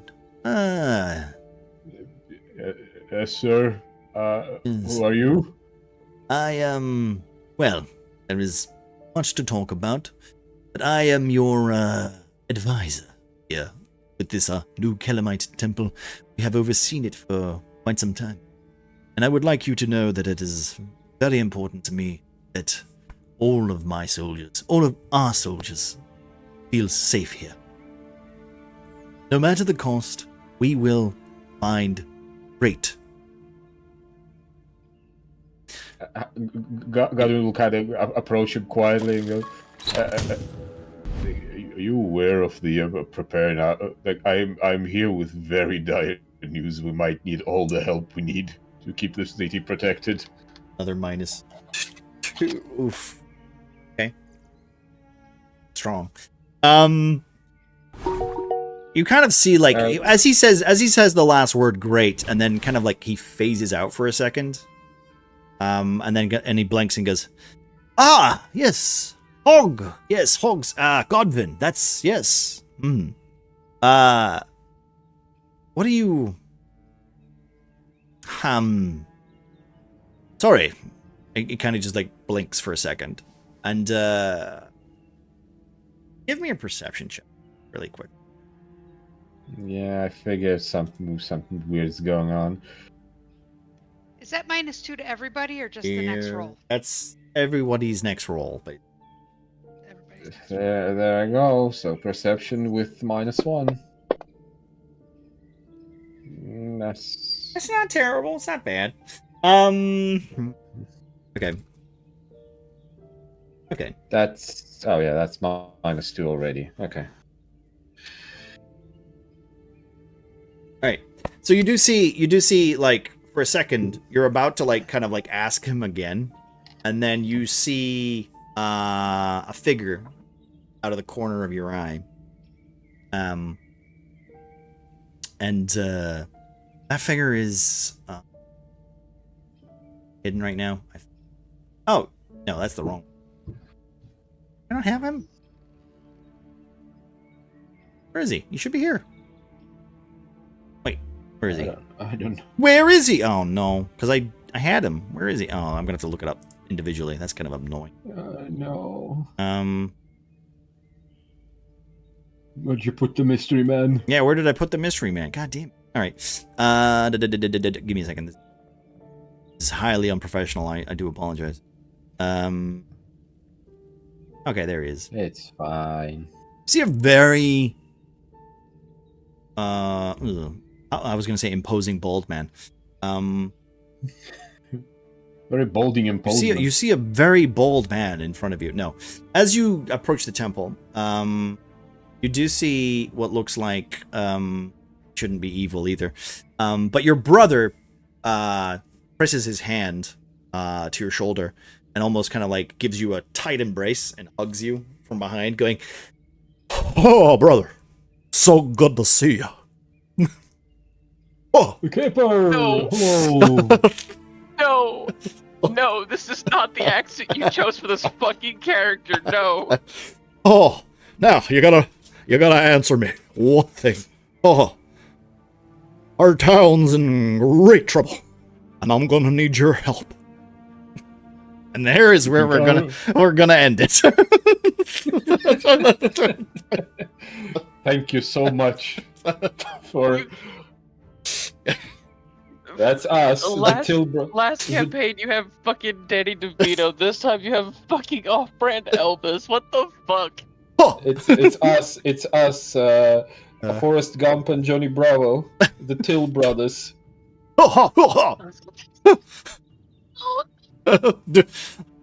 Oh, I can't be seen without my glasses. My glasses. My glasses. Yeah, so your brother, he gives you a tight embrace, almost whispering it in your ear, and he asks for your help in defending the town of Oakhaven from the shadows that are unseen. And that's where we're going to end it for today. Thank you very much, everybody, for the channel points and stuff like that. Thank you for the Godvin's crest. By the way, Godvin, you have a crest now. Yippee! That's gonna literally, well, at the end of this arc, it will reward you in some manner, and I guess we'll figure that out as we go. Fair enough. Yeah, Danny the Goblin and Johnny the Bravo. Oh, fighting the undead with me. Could have made him Macho Man. Could have. I chose not to. Okay. Ooh, brother. Yeah. We're gonna fight him. We're gonna beat him. No undead's gonna kill us.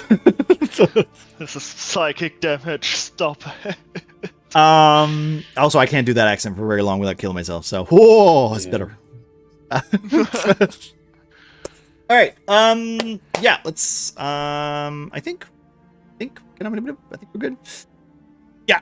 All right. So, thank you for the bitty bits with the community bits and gift subs and stuff like that. I appreciate that very much. So, remember, thank you for the raid earlier, Cal. Appreciate you. And also, if you guys aren't already, go check out Cal. Go check out CalCons. Also, if you guys aren't already, you could check out all these people too. If you want to do your names in chat, guys, or I will find somewhere to raid. Hopefully. Okay, Bean's pretty okay. With Mike that. is currently streaming a Russian-made horror game. So playing a Russian. Yes. No, I'm not human. It's cold. Yeah, why not? Yeah, let's do that. Let's do that. We'll go to Mike. Hey, do you like Scottish people? Do you hate Scottish people? Well, that's even better. Yes, Captain. Aye, Captain. We like Mike. Mike's great. Mike's good people. That's it. We'll go check him out. And if you aren't already, go check out the lovely people below. We got Bean, we got Marcy, we got Alpaca, who I'm pretty sure might be asleep. We got Furion, and we have Godwin over there, which is Mr. Muffin Man.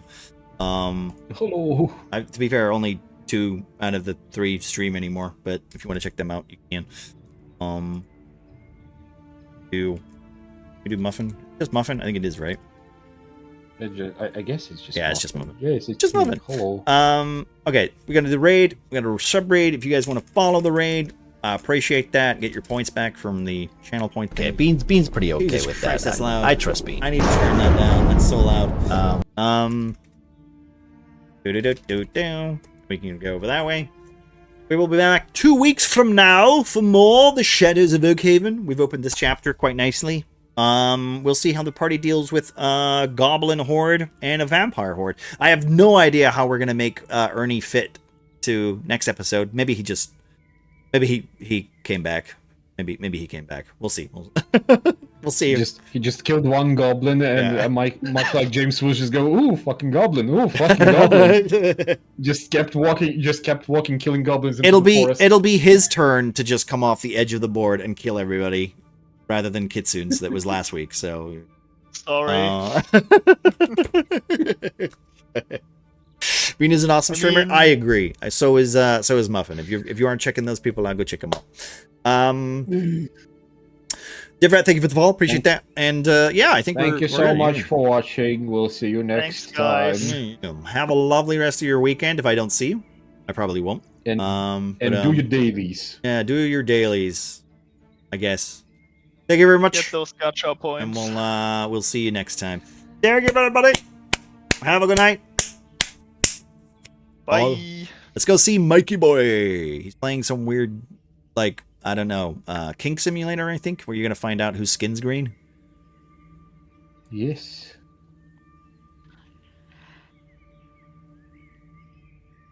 And there's a horrible woman there as well. Uh-oh. Oh, yikes. That's terrifying. What's happening? I'm still loading. I'm off of the Lord. All right, so just need that other potion, whatever that is. Yeah, that would sometime be between now and the next week. That would just be it's a potion of invisibility. Is it?